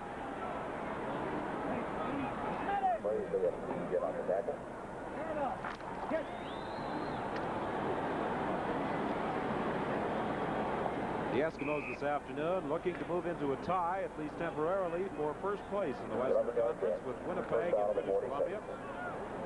And, of course, the Argonauts, 6 points ahead of Ottawa in first place with a win today, could clinch at least a tie for #1 position in the Eastern Conference. Nelson Jones inside, stopped at the 50-yard line, and Pat will end the first half. William Mitchell is there to make the tackle. So after 30 minutes of play, it's 12-4. The Argos leading the Eskimos. Now St. Jude for our halftime show.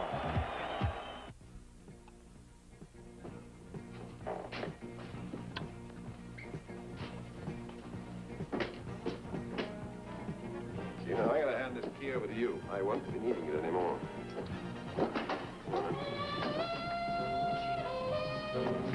Gina.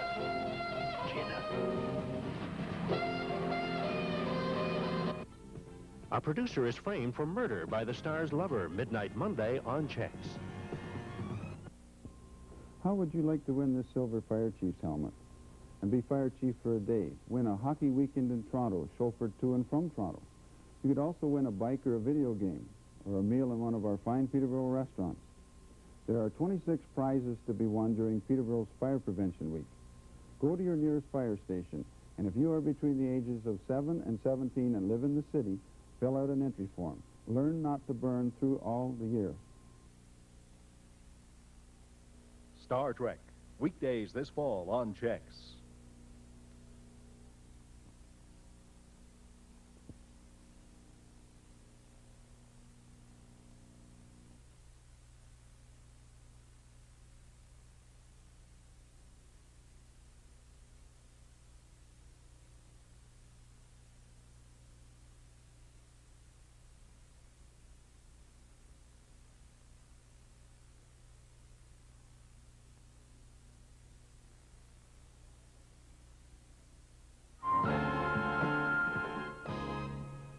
It's halftime in the CFL's Grey Cup rematch from Exhibition Stadium, Toronto. The Argos leading the Eskimos 12-4.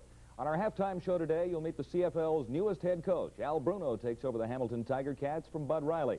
As well, we go to Winnipeg, where John Hufnagel becomes the Bombers' 6th starting quarterback of this season. And how about George Brancato's Ottawa Rough Riders? Winners again last night in Calgary. The Riders have now beaten every Western team at least once. First, though, to Calgary, and highlights from another Ottawa victory last evening. Happy times for Calgary fans in the first half. Rookie quarterback Bernard Quarles looking sharp once more against Ottawa. This from the Rough Rider 2, Ray Krause, gave the Stampeders the lead 7-1. Quarles engineered another drive right after that. Again, he looked to Ray Krause, this time from a yard away. By halftime, 14-4 Calgary. Third quarter now, J.C. Watts for Skip Walker, his 8th touchdown of the year at 14-11. The newest Rough Rider, Ken Clark, acquired from Saskatchewan. A problem there, couldn't get the punt away. It was blocked by Darryl Moyer, and that's Ray Odoms on the return, all the way to the Ottawa 5-yard line. On first and goal to go from there, Ray Krause, his 3rd touchdown of the night to give Calgary a 10-point lead at 21-11. At that stage, it looked a little bleak for the Ottawa Rough Riders. Then the kickoff after the touchdown, and Skip Walker went to work. Walker at his very best with great balance down the sideline. And 97 yards later, Skip Walker alone in the Calgary end zone. Ottawa back within 3 points at 21-18. Now the fourth quarter, J.C. Watts gave the Riders the lead. Watts to Tyrone Gray, who'd slipped behind the Stampeders secondary. The combination, 63 yards and a touchdown, and Ottawa out in front. An exchange of field goals left the final score at 29-24. A big finish in Calgary. John Hufnagel debuts as the 6th Winnipeg Blue Bombers starting quarterback this season tomorrow against the BC Lions. The Bombers and the Lions getting ready for action tomorrow afternoon. John is standing by at Winnipeg Stadium right now. And, John, the first question today is, are you happy to be out of Regina and that situation there? Well, I was very surprised when the trade was made. I was in the coach's office or the general manager's office asking to be traded. But I'm very happy that to be here in Winnipeg with a contending football team. Is that a new lease on life for you now? You weren't a starter all season long in Saskatchewan. Right. It's a great opportunity for me, and I just hope I can take advantage of it. How do you think, looking up the road a little ways, that John Hufnagel and Tom Clements will work together? Well, I'm sure there'll be no problem. Tom's just a great quarterback in himself, and if I can compliment him in any way, I'll do anything I can to do that. Big game for the Bombers. You're going for first place against the BC Lions tomorrow. Is your play selection quite limited for the lack of practice time that you've been able to get in? Well, I've been here for 4 days and had 4 good practice sessions, and of course I haven't digested the complete Bomber playbook, but I'm confident that I know enough to go in there and call an intelligent game and use the weapons that the Blue Bombers have, and Lord Reeves and Joe Popolowski, Rick Howes, Murphy, and Jeff Boyd outside. Looking at you standing in Winnipeg Stadium at this moment, it could be a bit of a weather factor there tomorrow with the wind a possible problem. Yeah, it's a bit windy, but being in Regina for 4 years, I've played in worse. John, good luck to you as a Winnipeg Blue Bomber. Continued success in Canadian football. Thank you, John. Thank you very much. The Western standings underline the importance of all games in Week 14 in the CFL. The Eskimos can share top spot if they beat Toronto today, but only briefly. For tomorrow on CBC television, it's BC and Winnipeg, the winner of that game, taking over sole possession of top spot with 4 weeks to go.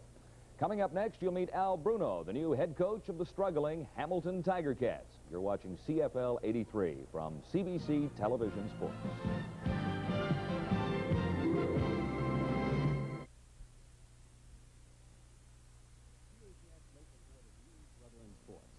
Each evening, our reporters bring you the latest news from not only Peterborough, but an area that ranges from Oshawa to Bancroft, from Lindsay to Belleville. And from the CBC, we bring you a selection of the most important stories from around the province. And finally, the most comprehensive weather forecasting for the Kawarthas on television, and complete local, national, and international sports coverage. Roll two. Stand by. Cue intro. CHEX News with Peter Fielkowski and Bill Juby. Brother, hear my I have a dream that people will start to talk to their neighbors, and 20 million voices will become a single choir. Every member will bring a special voice. I know this dream can come true. So come on, join in. Let's get our love together. Together. Good. when he makes a contribution to his team. It's the same feeling you get when you give someone a helping hand. And helping hands is what United Way agencies are all about. Helping families, older people, the disabled, and many more, including our young people. I'd like you to meet Andrew. Thanks to Big Brothers, a United Way agency, he's getting a helping hand. Right, little brother? Right. I'm John Wells, back at our CFL 83 control in Toronto. The biggest story in Canadian football this past week comes from Hamilton, where the Tiger Cats fired Bud Riley late Friday afternoon and replaced him with Al Bruno, who will guide the Tiger Cats through the rest of the 83 CFL season. The new head coach of the Tiger Cats, Al Bruno, joins me now. Why would you take the job? Well, John, you can call it ego or anything else you want to call it. Joe simply called me in, asked me if I could handle it. I says, I'll give it a crack, and so he said, you have it. I know you've got a long coaching career, but how long have you been away from active coaching of the game?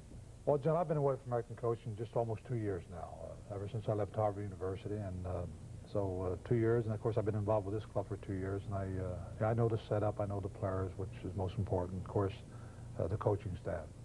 We heard the official word late on Friday afternoon. How long ago did you know that you'd be taking over? I learned Friday morning, John, right after Joe spoke to Bud and released him. He called me in, and that's the first official word I heard was Friday morning. The story is that you and Bud Riley are pretty good personal friends. So how do you go in and take over the job? What were the first reactions from Bud? Well, John, it's a tough situation. When anybody loses their job, regardless of what the position is, it's always tough, especially when the man that's taken his place. When they meet head-to-head and talk, and we're still the best of friends, and we always were, and we always will be. And it's like I say, it's a tough situation. Well, it's one of the pitfalls of professional coaching. This happens. The old guys coming back into Canadian football. I don't mean to say that you're old, but your era was 1952, the last time the Argos won a Grey Cup. Jackie Parker's back in Edmonton. What is that all Well, about? Jackie Parker's 40 and I'm 39, John, so it's good to see the old guard come back into the league. Although the situation out there was also a tough situation for Coach Catella out there when he had a 4-4 record, and Jackie Parker came in with no coaching experience at all, really, to speak of. And of course, he's been involved with football, but like I said before, these things happen. I wish Jack Parker well, and I wish Coach Catella well in his endeavors in the future. Okay, let's get back to the Tiger Cats. 3 straight losses. You're only 4 points up on the Montreal Concorde. You're behind the Ottawa Rough Riders now. What do you have to do to turn things around in Hamilton? Well, first of all, John, it's not 3, it's 4. And I believe it's 4, but irregardless, it's 3 or 4 losses mixed in. But I think the main ingredient for any football team in a situation like this is to get together with your offensive coaches, your defensive coaches. What can we do to improve this situation? Let's get an offense that's suited to Dieter Brock, our quarterback. Let's get the little ball control, get the short passing game going, get Shepard back to running a football like it did at the beginning of the season. So if we improve on that in the offensive part of it, we'll be all right. Defensively, John, I think is the most important part of any football team. Our defense, there's been a lot of points, or quite a few points scored against our defense, and so we have to improve in that area as well. What is this set and shoot offense I read about the other day? Is that what you're putting in for Brock because he can't run very well? I'm getting a little nervous now because of this whole situation, and I don't know what to say first, but the set and shoot was just a comment I made. It's nothing, everybody uses it. Just like years ago we used the run and shoot. All the motions involved in the Canadian Football League. But I like to set those people out wide, set them, have the quarterback take a look at the defense, and he knows where they're set, and hit those receivers. Thanks for coming by. We wish you luck as the new head coach of the Tiger Cats. John, it's been a pleasure. Thanks. Okay, thanks, Al. You're watching CFL 83 from CBC Television Sports.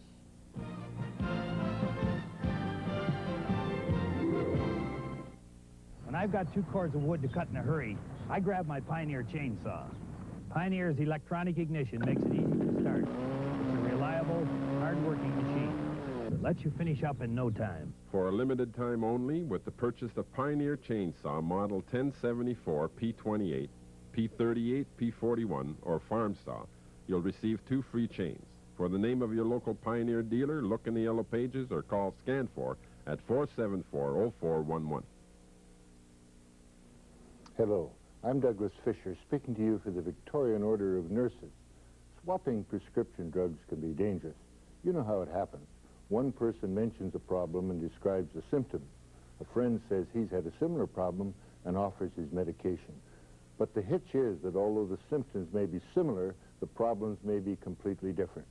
Remember, a medication that's right for one person can be very dangerous for someone else. We've got something for every member of the family this fall on Checks. 7:30 weekday mornings, Ed Allen returns to keep you looking great. And if you're looking for the best in daytime drama, we've got it with All My Children at 1. Weekdays, travel to exotic planets with the crew of the Enterprise on Star Trek. Or check in for medical hijinks and drama at St. Elsewhere, Wednesdays at 7. Checks TV. So nice to come home to this fall.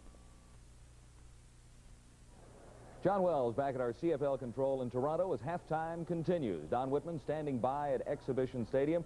Don, the Eskimo offense a little bit sluggish. Perhaps they're missing Neil Lumsden in that offensive backfield today. John, I was thinking exactly the same thing. Neil Lumsden does provide some excellent blocking, of course, for Warren Moon when he drops back to pass. And Moon has been under pressure throughout most of the first half of this ball game as the Argonauts have been continually harassing him. However, knowing Warren Moon, I think he'll put his act together and come on in the second half of the ball game. Let's take a look statistically at what transpired during the first 30 minutes. The Edmonton Eskimos off to a slow start, but they were able to put together a drive late in the first half. In terms of first downs, the Argonauts with 10 to Edmonton's 7. Total offense, 190 for the Toronto Argonauts, as Joe Barnes has hit on 12 of 20 attempts. Warren Moon way below his average. He's clicked in just 7 of 18 throws. So it's a 12-4 ball game here at halftime at CNE Stadium. And for the highlights of the first half, let's join Leo Cahill and Ron Lancaster. Well, Don, it looked like all Toronto Argonauts the first half, but when you look up at that scoreboard and it's 12-4, that's not a very big bulge against a guy like Warren Moon. And there was a lot of contributors out there for the Argonauts in the first half, but one guy that really did a job was Jeff Townsend. He made a couple of exceptional plays out there. His first catch was a pass out to the outside. He took it from the outside and just cut back in against the flow and just took it down the sidelines. And on this play, as you see him catch the ball, step to the inside, and you'll see Jan Carinci downfield here make a block. But he just he blocked the defender right into to Townsend, and Townsend went down, but he set up the field goal, made it 3-0. Again, Barnes goes back and hits Townsend down the sidelines. And watch this catch. Townsend just extended himself way out to the outside there and caught it, and he set up a touchdown later on by Oh, right here, great touchdown run. Dan Perrone makes a big block on Dan Kepley right in the middle. Minner goes 19 yards for the only touchdown of the first half, made the score right there, 11-1. Finally, Warren Moon got things going. He hit Brian Kelly with a couple key passes, and then the big catch right here. Moon will roll to his right. He'll hit Marco Sincar on a pattern that Sincar dives out, makes the catch, isn't touched. He jumps right back up and takes off again. Finally, the Argonauts get their hands on him, bring him down, and Alisic kicks a single and makes it 12-4. That's the score we have at the half. Leo, I thought for sure you'd have your hat on at the halftime, hat on at the beginning of the game. We're supposed to be completely unbiased, Ron. You know that. Well, anyway, we're going to look at a couple things. I know John Wells was talking earlier about the Edmonton Eskimo offense. We're going to have an interview with Warren Moon. Maybe he'll tell us about it. Right now, let's go back to John Wells. Thanks very much, Ronnie. We'll take you back to Exhibition Stadium. He threw that ball long before Brian Kelly made the break. Kelly broke right there. The ball was on its way. He reached up and grabbed pretty hard for a defender to stop that. Gain of 16. First and 10, Edmonton. The Eskimos threatening here early in the third quarter. They are at the 16 of the Argonauts. Moon is going to run this one. Nowhere to go, and once again, William Mitchell is there to stop him. Pickup of about 1 yard. It appeared for a moment as though he had a lot of running room. The Argonauts changed the defense this time. They set two men real deep, and then they played man-to-man underneath it. And I think it surprised him. He hadn't seen that defense for a while. They played in the first quarter and got away from it. And he doesn't have what he expects, but this is where he's so good. He still didn't have anybody open to throw the football. You see Waddell Smith come back to try to block for him rather than get open. I think he could have made a lot more yardage if he wasn't waiting for Waddell to come back with that block, and he hesitated. And when he did, Mitchell closed the gap on him. It's 2nd and 8. The ball is at the 14. Into the end zone for Smith. Touchdown! I think Waddell did a little bit of pushing right there, but it counted. He went down and he had the defender beat. I think at the last moment we'll see that he pushed off a little bit there to make the catch. Just down the sideline, just a straight race. Watch Waddell here, Ron. All right. Now, you can't see it, but he made a little bit of a push just before he went up in the air, but he had the defender clearly beat on the play. And how many times have we seen Warren Moon, when we think that they've got a lead and an opposing team, come back in an awful hurry and just close that gap, and all of a sudden now the score is 12-10 with an extra point making it 12-11, probably impending here. 7th touchdown of the season for Waddell Smith. The point after by David Cutler. And the gap has been narrowed to 12-11. With 11:30 remaining in the third quarter, we'll be back. Even when they're having fun, these professionals depend on Husqvarna, Canada's best-selling professional chainsaw. Now, Husqvarna has designed saws specially for the work you do. The Rancher 50, 61, and 44. All have the quality that have made Husqvarna the pro's choice. Buy now, and you'll get this rugged carrying case and a chain free. Look in the yellow pages for the dealer nearest you, or call SCAN4 at 474-0411. Mondays on CHEX, meet Hardcastle and McCormick. You and me, shooting life's peanut shells into the wastebasket of justice, right? How you cooking? I'll drive, you ride shotgun, all right? Shotgun. Just pay attention, maybe you'll learn something. You have the right to remain silent. Hold that just a damn minute. You got the Miranda printed on a card, don't recite it. Does anybody like you? I hope not. Hardcastle and McCormick, Mondays at 7 on CHEX Peterborough. Waddell Smith with his first reception of the afternoon, but it's a big one as the Eskimos move to within a single point of the Toronto Argonauts. The ball looks like it's thrown from the CN Tower as Waddell goes up in the air and comes down for the 6-pointer.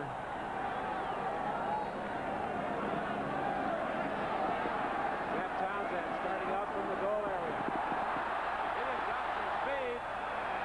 And fortunately for the Eskimos, so is James Parker, because he came over to force Townsend out of bounds. Tonight on CBC television, beginning at 8 o'clock, it's the new 6-part series, Vanderburgs. At 9 Eastern, it's part 2 of War. And then at 10, the 17th season opener of Man Alive. It's all tonight on CBC. 36-yard kickoff return by Jeff Townsend. Toronto 1st and 10. The Argos at their own 38.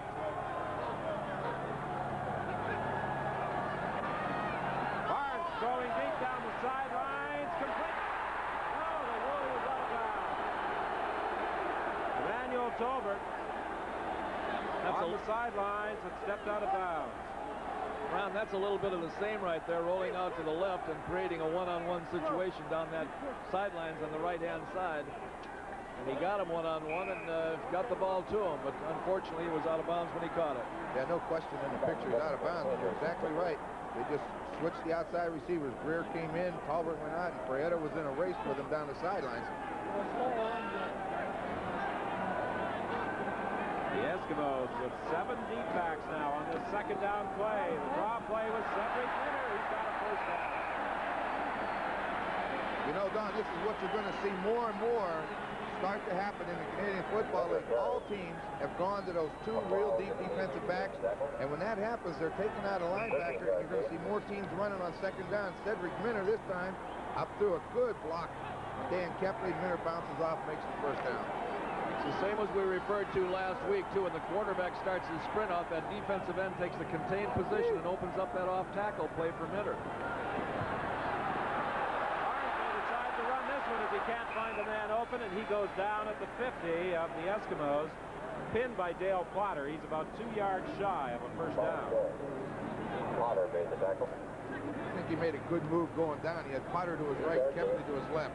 Safest place is on the ground without their help.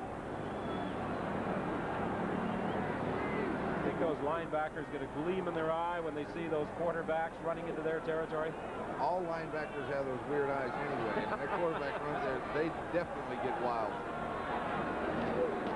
On second down, Cedric Minner looking for a first down. He'll be very close. If it is short, I'm quite sure that the Argonauts in this particular position will gamble on third down. It's short, and I don't know. This is a moment of truth here because we're on the 50-yard line. We're going to be 12 inches short, I would believe. An injured Toronto player, Cedric Minner, is down. Minner, Don, has felt that he hasn't made the accomplishment or the contribution to the football team this year that he should have made because he hasn't been allowed to run that much. And in the last ball game, he was coming ahead. In this ball game, he certainly has come into his own. He was really feeling good. I'd hate to see him be hurt here.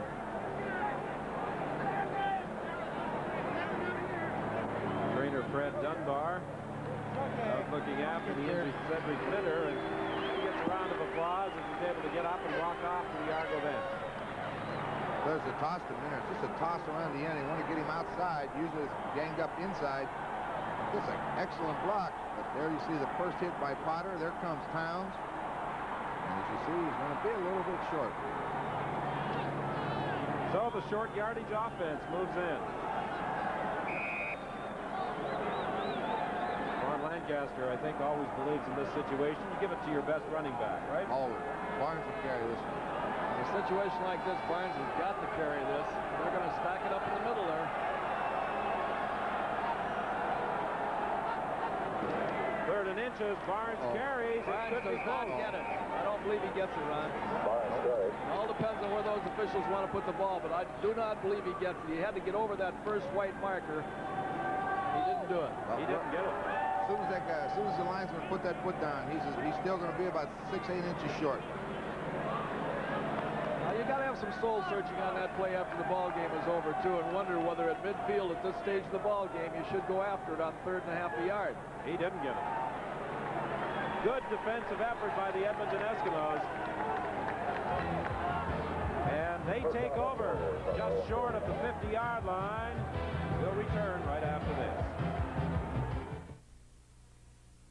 Hey, Canada. Welcome to Miller Time. Now brewed here, it's yours and mine. Bring your thirsty self right here. You've got the time, we've got the beer for what you have in mind. Canada, welcome to Miller Time, yours and mine. Miller High Life, now available at regular beer prices. Canada, welcome to Miller Time. Canada Savings Bonds, look all around you. See the world grow. The future's upon you before you know. To prepare for tomorrow, you've got to know how. Canada Savings Bonds, on sale starting October 24th for a limited time. Don't miss out. Buy yours soon. Canada Savings Bonds. Right for your future. Right now. Joe Barnes and Bob Obilovich have to be discussing that 3rd down gamble. It looked like the Edmonton Eskimos were reading their mail because they were all stacked in the middle there, and they certainly didn't give him any place to go on that quarterback sneak. You see Towns come in there late, but he didn't even make an inch on that play. The Edmonton Eskimos now are in good field position. Could be a costly turnover for the Argonauts. 1st and 10 Edmonton. They are just shy of the 50-yard line. Warren Moon will put it in the air. He's got Tommy Scott open at the 45. First bootleg I've seen him run around. That's the first bootleg, and that's a read pattern by Tommy Scott. And what you mean by read is Scott went down the field, usually breaks to the sidelines, but what he does, he goes down the field, and he sees the cornerback to the outside, so he just stops. See him stop dead? Moon finds him.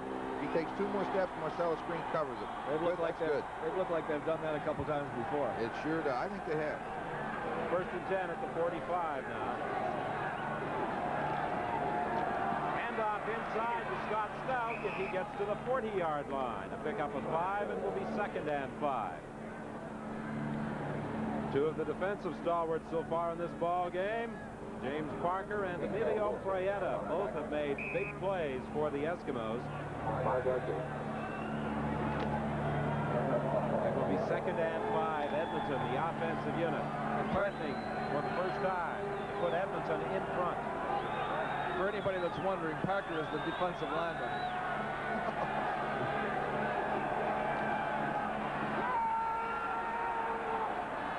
Complete to Brian Kelly at the 20-yard line. You know, Leo, looking at that pass being thrown, I figure there's no way he's going to throw the ball in there. You got to have a lot of confidence in your receiver to throw this pattern, and Brian Kelly has done it. You're going to get a good look at Moon throwing the ball, and you're going to see some blue jerseys around, but watch the catch. And again, they're concentrating on that offside. They sprint to one direction and try to get the defense on the other side giving ground, but they don't give that much ground, and the coverage is not that bad, but he's got it right in there to him. 1st and 10 from the 19. Into the end zone. Liddell Smith was knocked away at the last instant by Leroy Ball. That's just excellent coverage. Excellent. Leroy Ball has great speed, but watch that left hand come up. That's it down. Almost got in a position to intercept it from almost an impossible position. Looked like Waddell had him well beat. Leroy Paul with the Hamilton Tiger Cats a year ago. I think Al Bruno, the new head coach, might wish he still had him playing the cornerback spot with the Ticats. May come back to the bootleg here, Ron. Not in this set. 2nd and 10 from the 19. Intended for Scott Stout, incomplete. He was wide open. Warren's a little dejected. I think he threw it just a little bit harder than he wanted to. I don't think Jackie Parker's too excited either. Well, we've seen Parker Moon and Scott Stout. None of them are happy. Let's find happy faces. Heck Pachier and Matthew Teague were after each other after that play were over. Both of them had each other by the face mask, and the referee come up and broke it up. Well, Dave Cutler will attempt to put the Eskimos in front for the first time this afternoon. Field goal try from 26 yards out. It's good. So with 6:06 remaining in the 3rd quarter, it's now 14-12 for the Eskimos over the Argonauts. The win, of course, has moved the Eskimos into a tie for first place in the West with Winnipeg and British Columbia. And tomorrow, those 2 teams meet at Winnipeg Stadium. Ron Lancaster, Leo Cahill, John Wells, and I will be there for that one, and that should be a dandy Thanksgiving Day battle, Ron.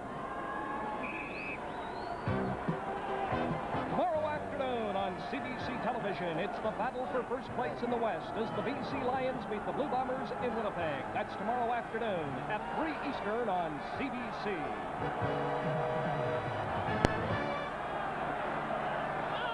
Barnes looking for Emmanuel Tolbert, incomplete. He was being covered by Gary Hayes.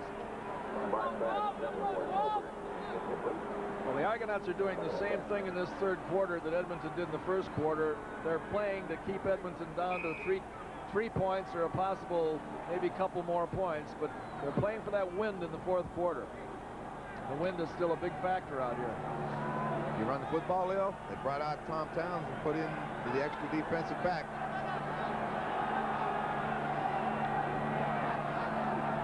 Won't be running from this formation unless Barnes runs it himself. He's being pressured by Tuine, gets the pass away, almost picked off by Gary Hayes. Joe Holloman, I guess that was, rather than Hayes, and Holloman did some acrobatics over there in front of that Argonaut bench and went right over the top of the bench. Pass was intended along the sideline for Terry Greer. Barnes was very close to stepping out of bounds when he released. When you go over in that area to the Argonaut bench, you're not worried about going over the bench. You're worried about somebody close to the bench over there that might blindside you on the way past. So the Argonauts right now need a big kick out of Hank Olisic with 5:11 remaining in the third quarter to get them out of some difficulty.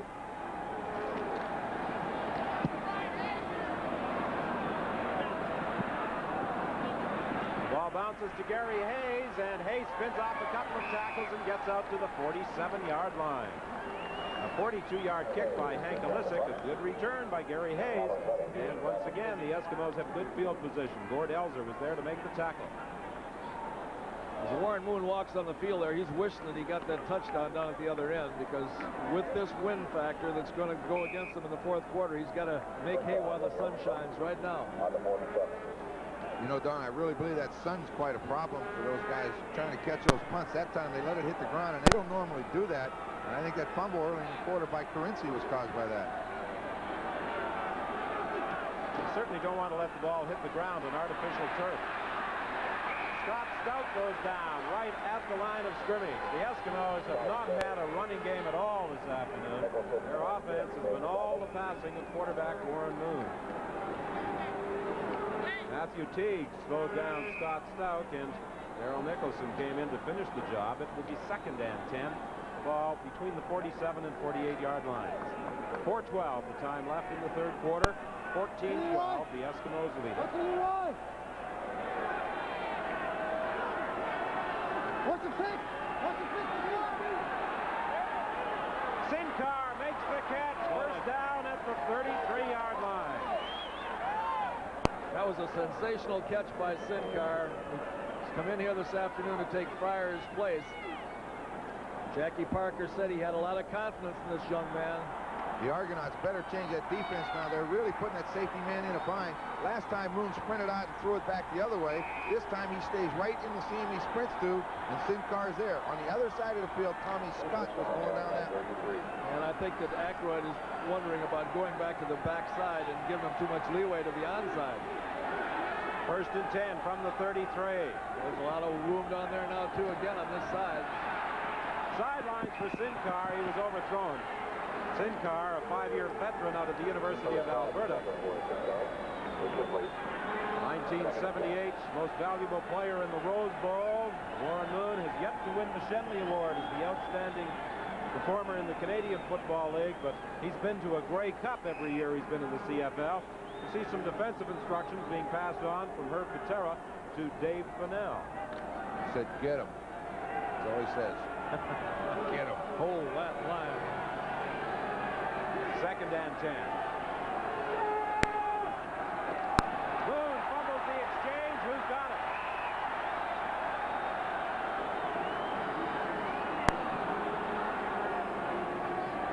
Mix-up between Krebs and Moon, and I think Moon was able to reach between the legs of Tom Krebs and grab that loose football. This is one thing that'll drive you crazy if you're a coach. Fumble between the quarterback and center. Another thing will drive you crazy is Moon getting his hands down there in that pile with somebody to step on him. That's how Stubby Dalton got his name. A field goal attempt from 40 yards out by Dave Cutler. It's wide. Aykroyd will concede the single point with 2:26 remaining in the third quarter. So it's now a 15-12 game. The Edmonton Eskimos in front of the Argonauts, and we'll pause for this message. You take charge, people, taking charge. You know exactly what you want from your next car. Taking charge in your own way. You're taking charge with Chevrolet. Your best buy, period. Take charge, people. 84 Chevy Citation 2. Versatile front drive, small car fuel economy, big car room for cargo or a crowd, and a price that's down to earth Chevrolet. 84 Chevy Citation 2. Price the way you want to pay. You're taking charge with Chevrolet. For those of you having difficulty with your instant pictures, with their portability, with their adaptability, for you, Kodak announces a new instant film for Kodamatic cameras. New Kodamatic Trim Print lets you lift off the print, giving you the thinnest, easiest to keep instant pictures available today. With Color by Kodak. Kodamatic Trim Print. Only Kodak could pull this off. Next Saturday, Sports Weekend features live coverage of the E.P. Taylor Stakes. Then the South African Grand Prix, the last of the Grand Prix Formula One Series, followed by the Tournament of Champions Horse Show from Newmarket. That's on Sports Weekend. Then on Sunday, the big horse race, the Rothmans International, following the Winnipeg-Ottawa football game on CBC television. Big weekend on CBC television for sports next Saturday and Sunday. The pass to Paul Pearson, first down out to the 49-yard line.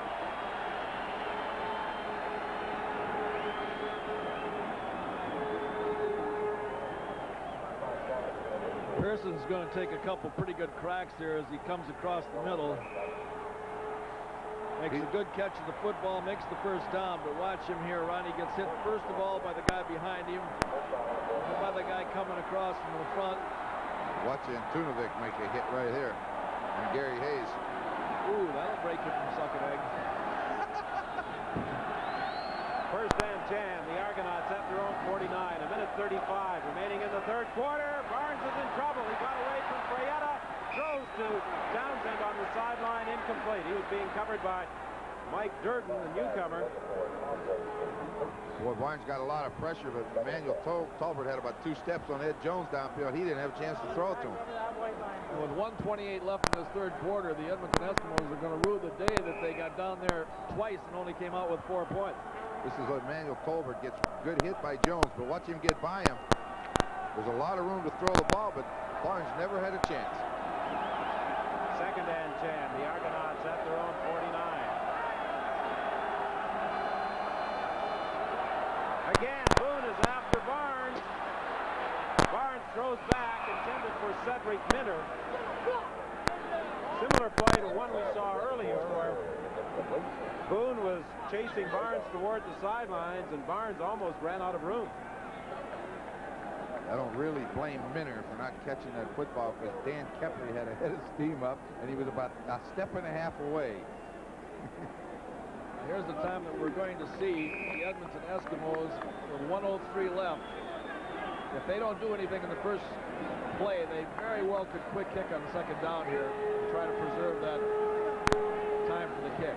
Well, you're really promoting that quick kick, aren't you? He is really promoting it, and they're not going to do it either. Well, if they do it, you're going to. Hayes fields the third down Hank Olisic punt and gets out to the 28-yard line. That was a kick of 40 yards. I think Lumsden is a quick kick man, isn't he? Well, Milson Jones is also capable of kicking the football. Uh-oh, you could be right, Leo. Well, you know, here we are, 41 seconds. Jackie Parker may have very well told them right now that if we don't do something on this first down, we want that win factor to be with us, and we know that they're going to play up close and honor us on that second down situation. That would be the time to quick kick and really get them down in the hole. The Eskimos first and 10. They are at their own 28.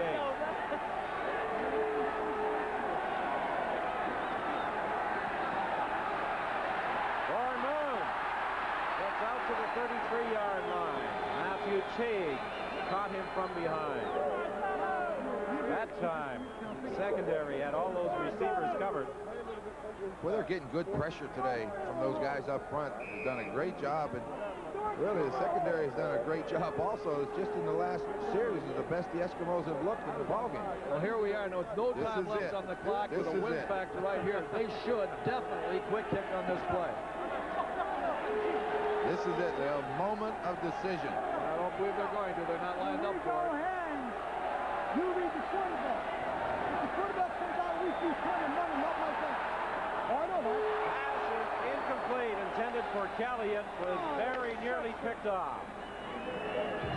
So that's the end of the third quarter, 15-12. The Eskimos lead the Toronto Argonauts. Stay with us. We'll be back right after this. Hey, Canada! Welcome to Miller Time. Now brewed here, it's yours and mine. Come on and bring your thirsty self right here. You've got the time, we've got the beer. For what you have in mind, Canada, welcome to Miller Time. Miller High Life, now available at regular beer prices. Canada, welcome to Miller Time. This is a true story about a truck tire. The tire's so strong, nobody really knows how far it will go. Some have gone over 300,000 miles. 300,000 miles on one set of tires. Goodyear truck radials. Remember this when you buy Goodyear radials for your car. Goodyear, we want you to have the best radial tires in the world. Well, the statistical story of this ball game has certainly changed after 45 minutes of play. You heard Warren Moon at halftime say he was going to go in, collect his thoughts, and try to put his act together in the second half. He has improved his personal statistics, and the Edmonton Eskimos also have the lead in the ball game, 15-12. However, the Eskimos will now be going against that wind in the final quarter. I was watching during the break there to see if Parker was hollering at Warren Moon about not quit kicking. Oh, boy, they will wish they didn't.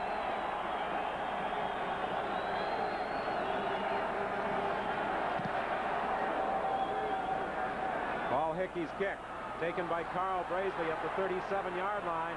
And Brazeley is stopped on a good tackle by Peter Rashenko. A 42-yard kick by Paul Hickey. The backup quarterback this afternoon is Joey Adams. However, I think he's going to remain on the sidelines unless Barnes encounters some problems. You'd almost think it was cold out. He's got those skidoo mitts on and jacket, but he's providing a lot of encouragement. Vocal supports on the sidelines for the Argonauts as Joe Barnes directs the attack. 1st and 10 now from the 36. Inside to Rob Forbes for about 1 yard. Forbes was acquired by the Argos from the Calgary Stampeders. Looking more for the blocking of Rob Forbes to replace Bob Bronk. That was a big blow for the Argos, losing him early in the season. He was one of the men who helped make that run and shoot effective with his blocking skills. Well, I think Leo realized you never know how much you miss a guy that can block until he's not there. Bronk didn't get the ball a lot, but he did a lot of things good for him. When he did get the ball, he did something with it too. Bronk was an exceptionally good runner. Penalty flag on the play. Pass is complete. Terry Greer is wide open. He fumbles it. Loose ball recovered by Mike McLeod.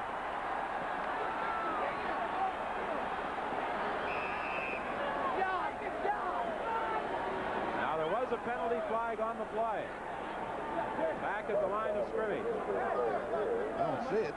I knew I saw one, but I don't see it out there. Oh, there it is. Well, this one is going to be brought back despite the gain. The recovery by the Edmonton Eskimos, because the penalty is going against the Edmonton Eskimos. That's the case of where a penalty against the opposition does not work out. He hurts the opposition.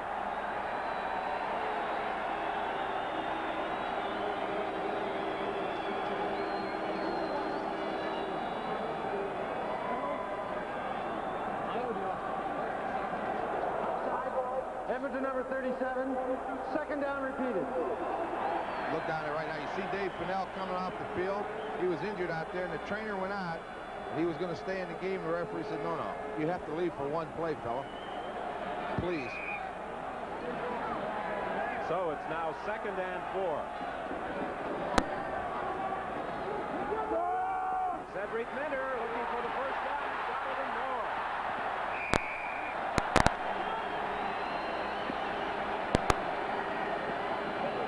Potter and Holloman finally stopped Minter, but not before he got to the 54-yard line of the Eskimos. That's what makes Minter such a great back. That play was designed to go up the middle, but they caught the Eskimos in a blitz, and he broke it clear outside. That's hard to do. 14-yard gain for Cedric Minter. It's 1st and 10. The Argonauts now at the Edmonton 54. 15-12 is the score. Edmonton in front. 12:52, the time left in the ball game.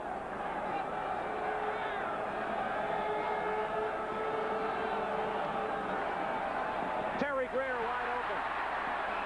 Another first down. Well, they caught the Eskimos in those two deep zones again, real deep. Now, you may not be able to get deep on it, but he went underneath at that time and found a seam and was wide open.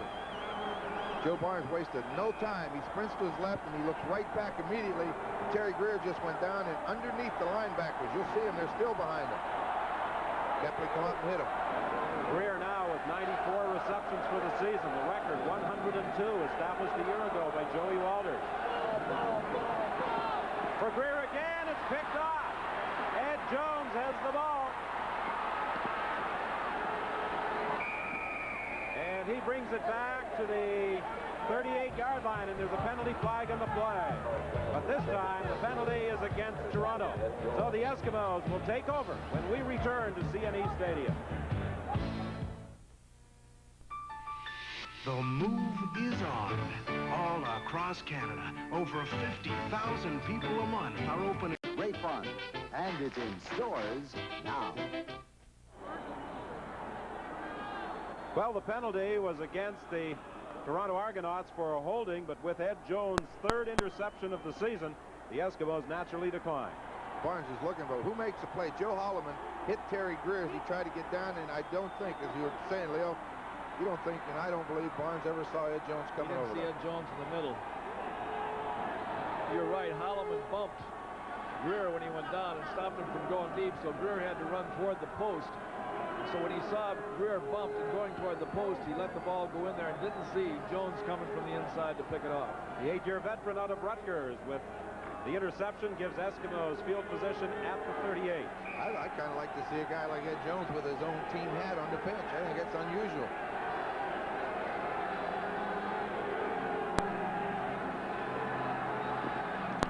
Coming out of the backfield, Milson Jones will be stopped about a yard short of the first down.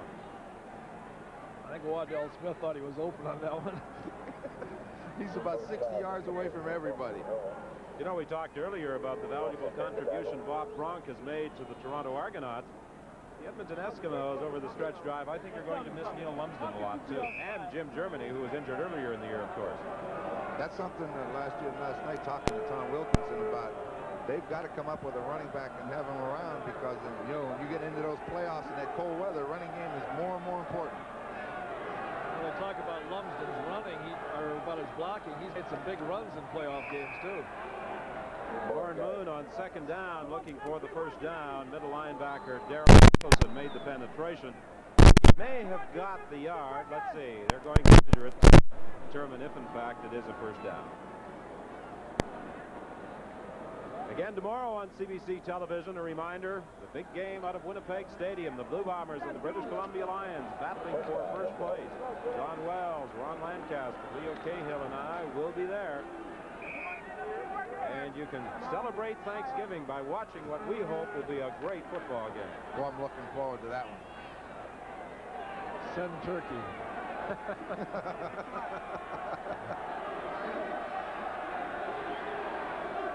First and 10 from the 49. Moon for Kelly, incomplete. Oh, you do not see that very often.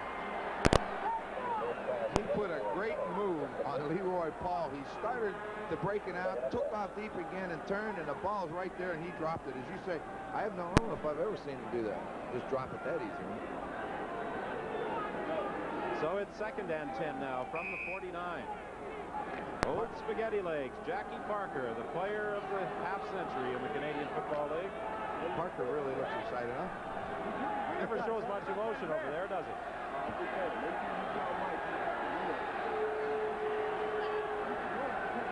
10:20 is the time remaining in the ball game. Pass was intended for Marco Sinkar. He went down. I'm not sure whether he tripped on his own or got tangled up with Wilson, but he was down, and the Eskimos are forced to kick it away. Well, Moon read a blitz coming, and those defensive backs were right up crowding them, right up close to him on the line of scrimmage. It's hard to tell whether they got tangled up. I couldn't tell. Leo, did you see it? I was watching the guards.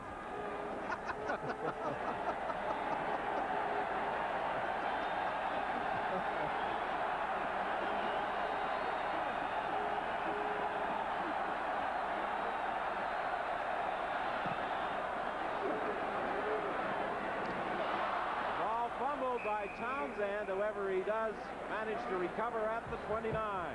And that's where the Argonauts will start when we return to CNE Stadium in Toronto.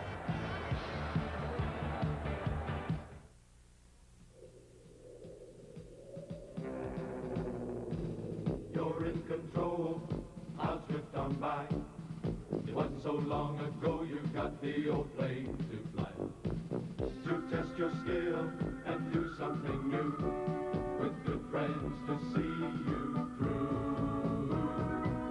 Make it a Carlsberg, make it a Carlsberg, make it a Carlsberg, my friend. Inch for inch, this is excellent insulation value for your home. Styrofoam SM insulating sheeting. Every inch of Styrofoam SM will add an extra R5 insulation value to these new rooms for year-round comfort and fuel savings. Residing is a good opportunity to put in extra insulation. Just install Styrofoam SM between the old and new siding. It's so easy, you can do it yourself. Improving is cheaper than moving, so why not have an energy-efficient new home right where you live with Styrofoam SM? Next Saturday on CBC, Hockey Night in Canada with 3 games on the schedule. Most of the country will see the Oilers and Flames from Calgary. Quebec and BC will see Vancouver at Montreal. Ontario will see the Blackhawks at Toronto. And we've already had some wild scoring games in the National Hockey League in this first week of play. 10-9, Vancouver over Minnesota the other night. 8-6, Edmonton over Calgary. Barnes throwing for Pearson. Oh, he was open, and Ed Jones made what could have been a touchdown-saving knockdown. Well, both teams, Ron, are doing the same thing. They're rolling one direction and throwing back on an isolation situation on the other direction. That's what makes it important. You look at Joe Barnes, how long he looked over here, and when he turned back, he had Pearson wide open, but watch the play Jones makes. I think he did save a touchdown. Well, he sure did. If he would have just got that thing up a little bit further, it would have been 6. An interception for Ed Jones earlier. He knocked that one down. He has to merit some consideration as our Carling O'Keefe defensive game star. Barnes is going down, caught by Dale Potter. Now, we talked earlier about this Edmonton Eskimo team and their capabilities of exploding offensively. They can also play tough defensive football. Watch the blitz come and watch Potter come free right to the backside of Joe Barnes. He's got 37. Fred is free also. Tell you what, quarterback, you cannot throw it now. There's nothing you can do about it. You talk about defense, you talk about stunts. Being together for a long time like that Edmonton team makes it a lot easier for you to make those things work right. Hank Olisic back at his own 5-yard line for this 3rd down kick.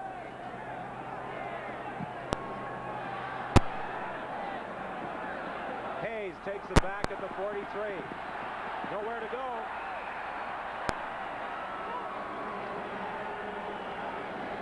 .8:39, the time remaining in the ball game. It will be 1st and 10 for Edmonton.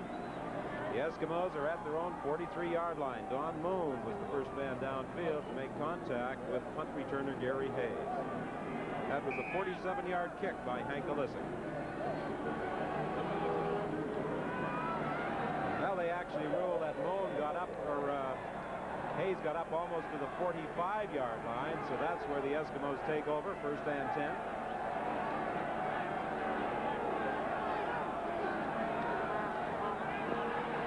Moon dumping it off to Milson Jones, incomplete.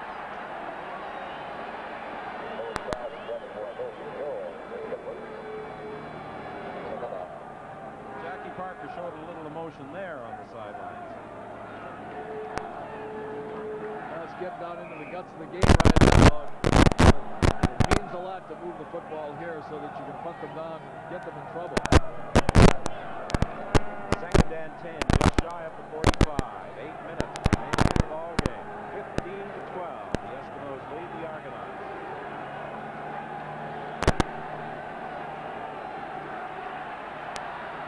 Moon with time, throwing intended for Scott, incomplete.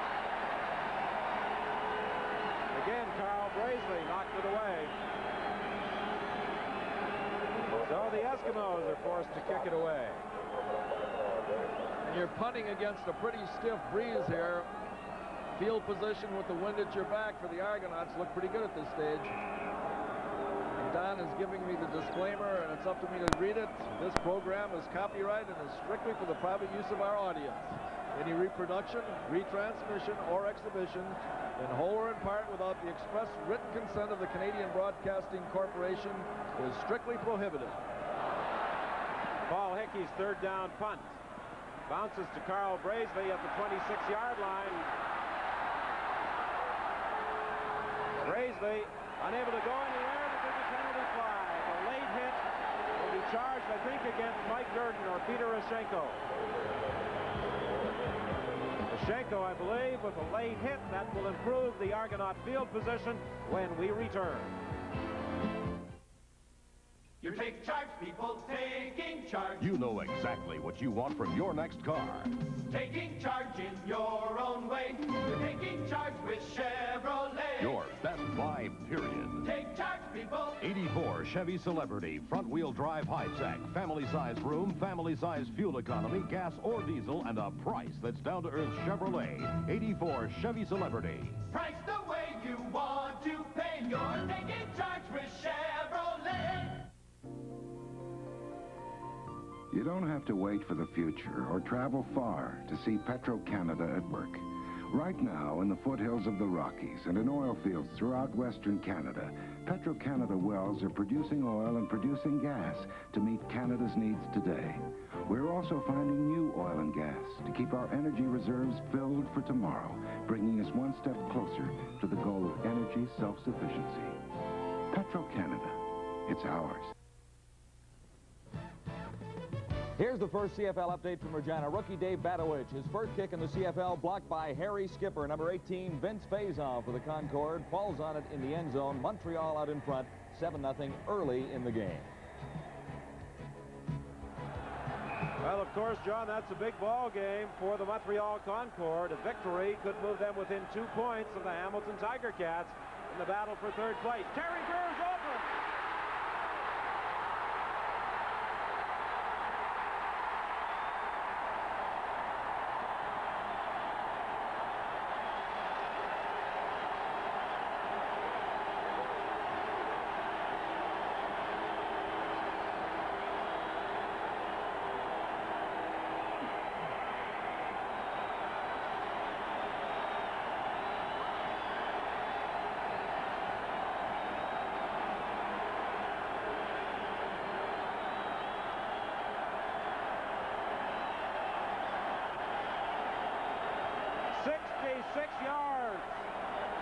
Joe Barnes to Terry Greer for the touchdown. Well, this is just like before. Look at Barnes. He's looking everywhere. Terry Greer went down into the middle, and he stopped, and Edmonton defenders went away from him, and he just creeped right back out to the outside. And with his speed, you don't ever let him outside cover. The point after by Hank Olisic. And it's now Toronto out in front of the Edmonton Eskimos. We're going to get a look at this again. Too much time. You can't give any quarterback that much time or he's going to find somebody. He found Terry Greer. And watch Terry Greer take the angle here away from Holloman. And Holloman takes the wrong angle, really, and takes the follow angle instead of the cutoff angle. Only gets a hand on it. Here's what I want to show you. Watch. He starts inside. Now he just comes out back outside. He gets outside of the contain. And don't let a man with his speed, Holloman, as you say, Leo, he took the wrong angle. Cut him off at the pass. Make him go back inside because Terry Greer is dangerous. I thought they've done a good job today on Greer so far, but that touchdown right there is a big one. That sure sweetens his batting average, too. Every one of those makes him closer to breaking records. 19:50. The Argonauts now in front. 7:07 is the time left in the ballgame. They've got the wind, and it's starting to blow, too. Gary Hayes on the return. He breaks the first tackle and then is brought down at the 25. William Mitchell is there. Well, that certainly brought the Argonaut supporters to their feet on this sunny but windy afternoon at CNE Stadium. That's one thing that Greer does provide to that Argonaut offense, the explosiveness. And he continues his relentless pursuit of that 1956 record of 1,914 yards receiving, established by Hal Patterson. He'd like to do it in 14 games. He has 113 yards this afternoon, so he now has 1,755 yards for the season.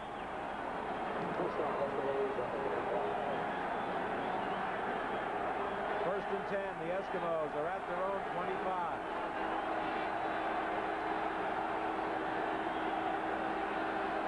Nelson Jones trying to break tackles. He draws a horde of Argonaut defenders. Gain of about 5 yards before he was driven back. Matthew Teague was the first to make contact. I think he's 5 yards short of 1 mile, Don, according to what you just said. 1,755, 5 yards short of 1 mile. That's a lot of yardage. Martin Leo, 1760. You know what you're doing. Don't ask me about it in meters, though, Ron.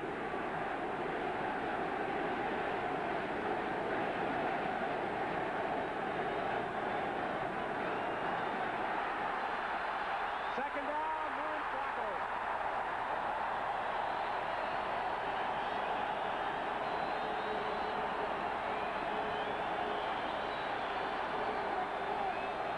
Rick Moore is the man who got through.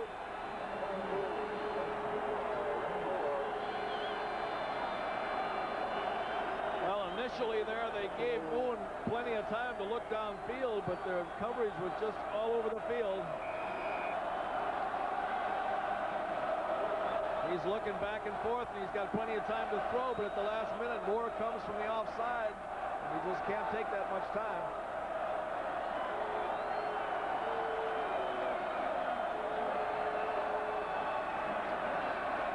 Penalty flag as Hickey launches this third down kick, taken by Townsend, out of bounds. I know this flag back here, and one in the back where the receivers are, there's going to be too many men on the field. See, that's what that guy's job is, to count them. I think the Argonauts are the team with too many men. They had 13 out there. We got 2 more flags, so it's going to be a big discussion right here.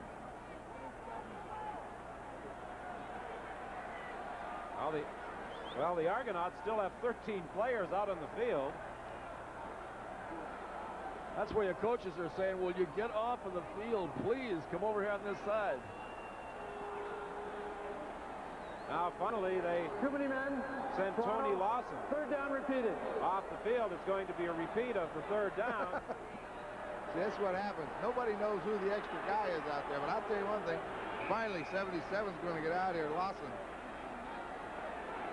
Lawson was still going to stay out there. They were still going to have 13 men out there. That'll drive you crazy. So it's a repeat of the third down. Paul Hickey with a good kick that hangs up there for Carl Brazeley at the 41. And he goes out of bounds at the 44-yard line. 5:09 is the time left.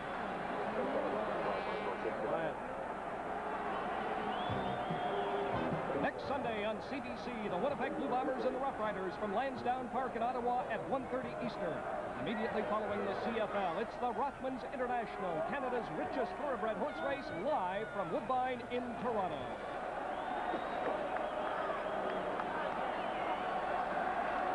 Well, in the fourth quarter, Argonaut fans certainly came to life with that scintillating touchdown throw. Joe Barnes and Terry Greer. Barnes on the sidelines for Greer again, but they ruled he was out of bounds. You see those Argonaut players come up and start hollering at the referee. They wanted a late hit on Terry Greer, but watch the great catch. He went down the field and just found a hole in that zone and stopped. And what a throw. Well, Joe Barnes isn't going to rest on his laurels. He's going out and try to score another touchdown. He rolls to his left here and gets it over to Terry Greer on the sidelines. Catches the ball, but they say that he was out of bounds. This time Greer comes out to the right. 2nd and 10. Ball is at the 44. 4:33 is the time left. Quickly over the middle to Emmanuel Tolbert. He'll be very close to a first down. Barnes read that pressure and dumped it off to Tolbert. We saw Dan Kepner getting a running start. That's what he saw. Now, what is Obilovich going to do on this? If they don't make it, then they could be just a little bit short on this. Still think you gamble. You got to go get this one. It's less than a yard, Leo. Well, he tried it once before and didn't make it. They're about 2 inches shy.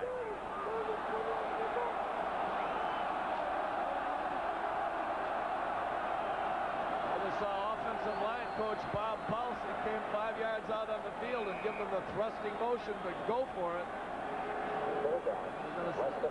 That's just saying here, if we can't make this, we don't deserve to win.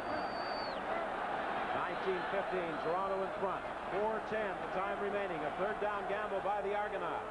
Barnes keeps. He has the first down as he gets to midfield. Much to the relief of Bob Obilovich. And now for another CFL update, let's again join John Wells. He's gave up 3 more points to Montreal. Montreal leading 10-0 until this play. Homer Jordan looks for Stu Fraser in the end zone. A 10-yard touchdown play ended a 75-yard scoring drive. Montreal 10, Saskatchewan 7.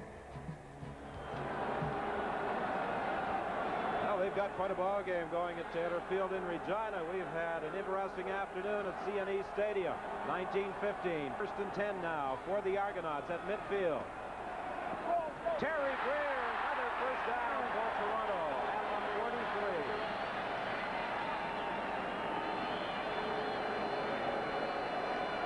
I thought the Eskimos had been doing a real good job on Terry Greer, but he sure is becoming a major factor in this ball game in the last 5 minutes. Against that blitz, he just goes down and slants to the inside, and Barnes hits him.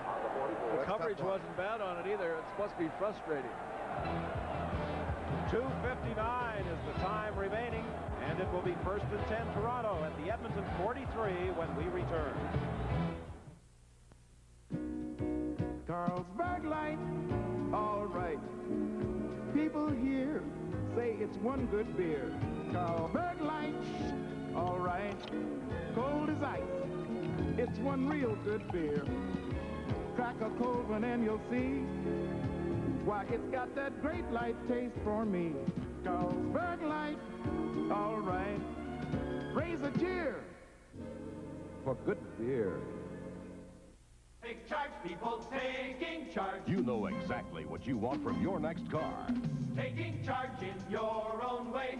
Taking charge with Chevrolet. Your best buy, period. Take charge, people. 84 Chevy Cavalier, new front-end styling, advanced front-wheel drive, high-compression engine, available 5-speed, and a price that's down-to-earth Chevrolet.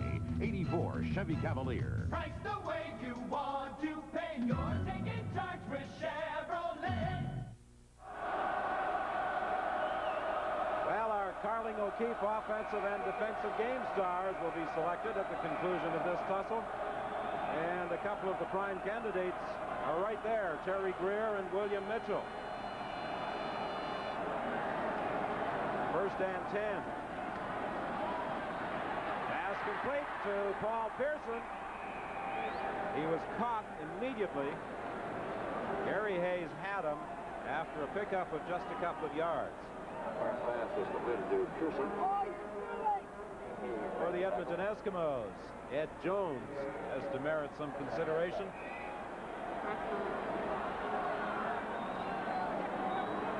I've been surprised that the Argonauts haven't gone after Mike Durden more today. You know, you think a rookie in the CFL on the corner with a wide field would get some extra work. Especially they could put Greer on that side on him occasionally. On 2nd down and 8. Barnes in trouble. He's caught by Gary Hayes. 2:20 is the time remaining. 19-15 the score. Well, Joe Barnes had a lot of time to throw the football, Leo, but we said it's a bootleg away. Durden puts excellent coverage on Townsend. He had nowhere to throw the football. What's Gary Hayes coming? That was a big play by Gary Hayes.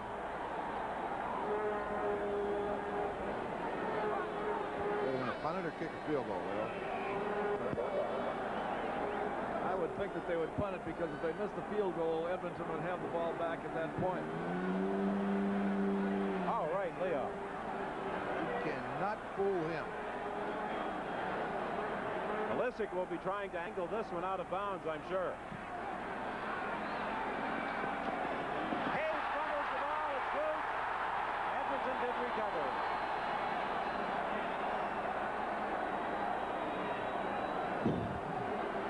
Doesn't come up with that football, it would have been game over. So now we have 2:12 as the time left in the ball game. The ball's loose. Daryl Nicholson really went after it. Hayes was lucky to beat him back with a football. And the Eskimos still have to score a touchdown down 4 points. They got a long way to go against the wind. Well, they've got 94 yards to go for a touchdown. Might be looking for another one of those seam patterns here. From the 16, 1st and 10. Screen to Scott Stout.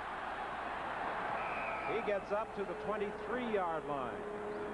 Earl Wilson came over to make the tackle, dropping off from his defensive tackle position. Now, a big second down conversion required by the Eskimos with 2:04, the time left in the game and the clock running. The last time the Eskimos were in this situation, he wanted to go to the quick out to Kelly, and Carl Brazeley came out, jumped underneath, and double covered him, and he had nowhere to throw the ball.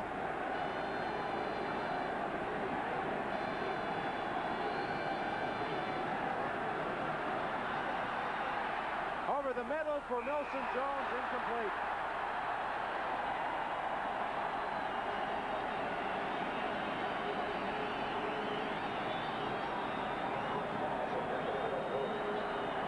Watch William Mitchell pick up Milson Jones coming out of the backfield. He'll be behind him, and Carl Brazeley will be in front of him.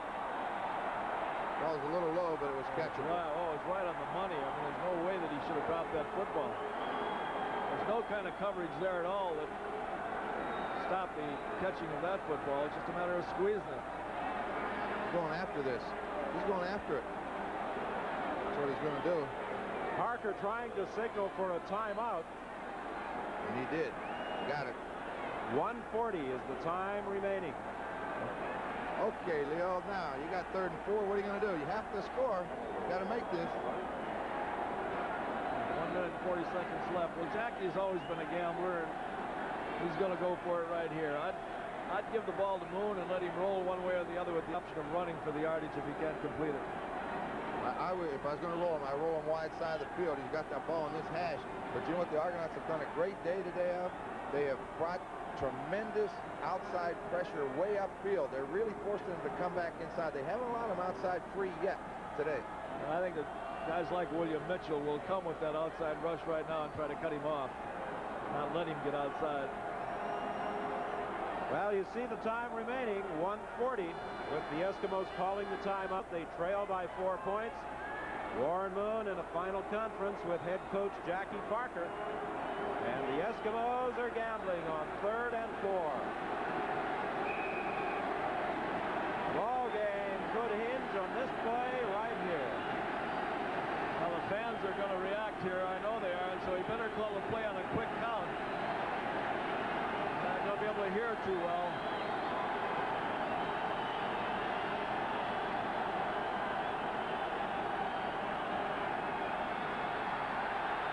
Moon's in trouble. Gets it away. Complete.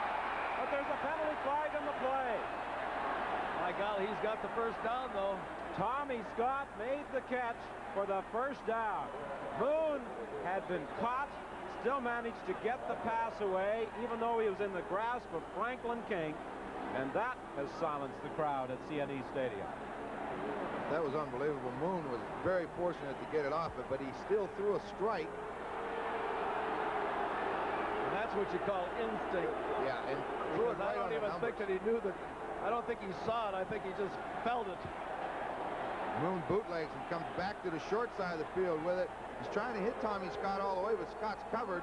But I tell you what, when he gets hit right here by Franklin King, he figures there's no sense holding it. And watch the ball he throws. Well, he took another big crack from Nicholson after he threw it, too. Tremendous concentration as well by Tommy Scott. to hang on to the ball with the defender draped all over him. Boone's in trouble again. He still gets it away to Scott Stout. He's caught by William Mitchell. A gain of about 5, maybe 6 yards. 1:23 is the time remaining. Pressure there by Rick Moore. He wanted to come over here to Scott and Kelly's side before. They were doing a great job of beating up Tommy Scott inside. He couldn't get away from Carl Brazeley. Blake Dermott comes into the ball game. Now he's sent back out as the Eskimos are in their hurry-up offense on second down. Again, pressure for Warren Moon, and he gets away. He'll get the first down. Boy, he's fighting every step of the way. That's a great individual effort by Warren Moon. Out to the 53-yard line. When he got out there and that defensive back came up to get him, he put the head down and tried to dent that defensive back after pulling away from about 3 defenders here. Watch him as he comes out, looks downfield, breaks to his outside, cuts back inside 2 or 3 would-be tacklers. Nicholson misses him right there. He tight ropes to the outside, and here he comes down here and puts his head down on Marcellus Green and says, "You're going to take me. You got to take me dead or alive." Into the final minute now of the ball game. 1st and 10 from the 53. Moon throwing deep. Looking for Waddell Smith, incomplete.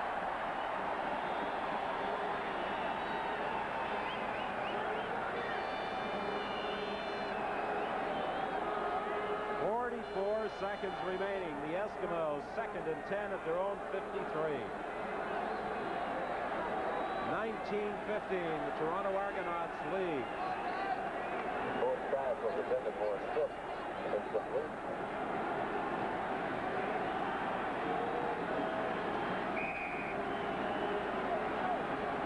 With the incomplete pass, again, the clock will not start until the ball is snapped.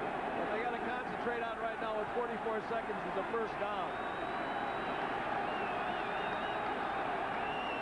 They must put it in the end zone. A field goal is not good enough.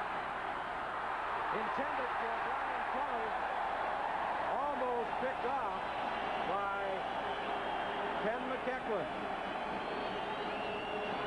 39 seconds remaining now in the game. The Eskimo offense stays out there. Well, they came back to this pattern they had success on in the second quarter. Brian Kelly running that curl, but Ken McEachlan was there to get his hands up in the air, tip it away. Well, here we are again, Bill. See if they come with the blitz or whether they're going to cover.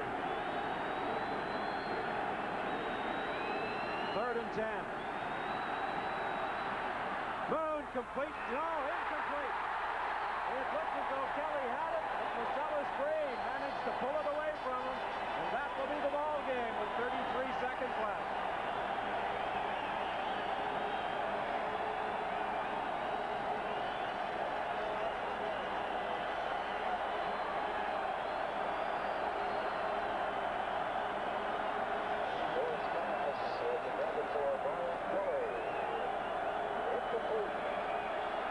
Moon sprints left. He's got Brian Kelly down and coming back across the middle. The most reliable receiver he has. A hit by Marcellus Green knocks the ball loose.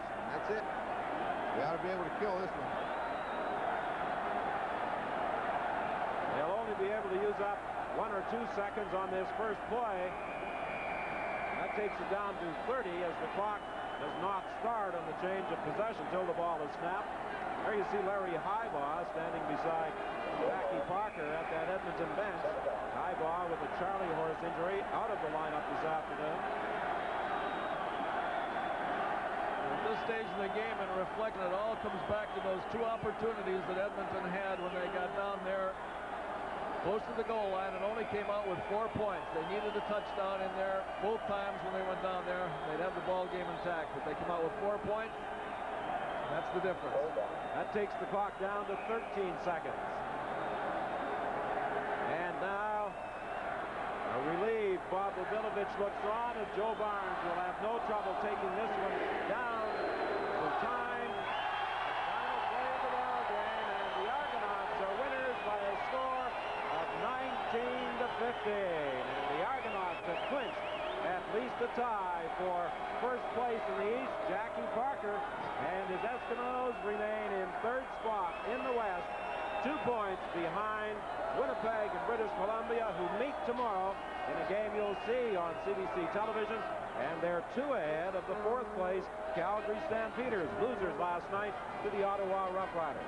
So for the second consecutive week, Joe Barnes is the Toronto hero, coming through a week ago to defeat the Montreal Concord in relief of Conrad Holloway, getting the starting assignment today, leading Toronto to a 19-15 win.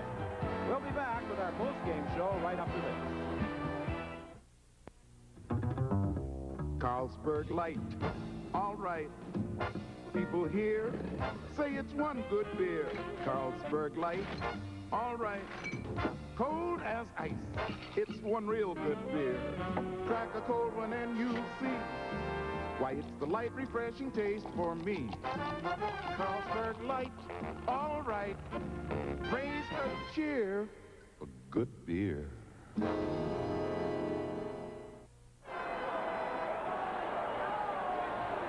Well, statistically, not much to choose between the two teams in terms of total offense, and not much on the scoreboard either. A 4-point spread with the Toronto Argonauts winning it. And the big play for the Toronto Argonauts, that fourth quarter touchdown strike from Joe Barnes to Terry Greer that provided them with the winning points.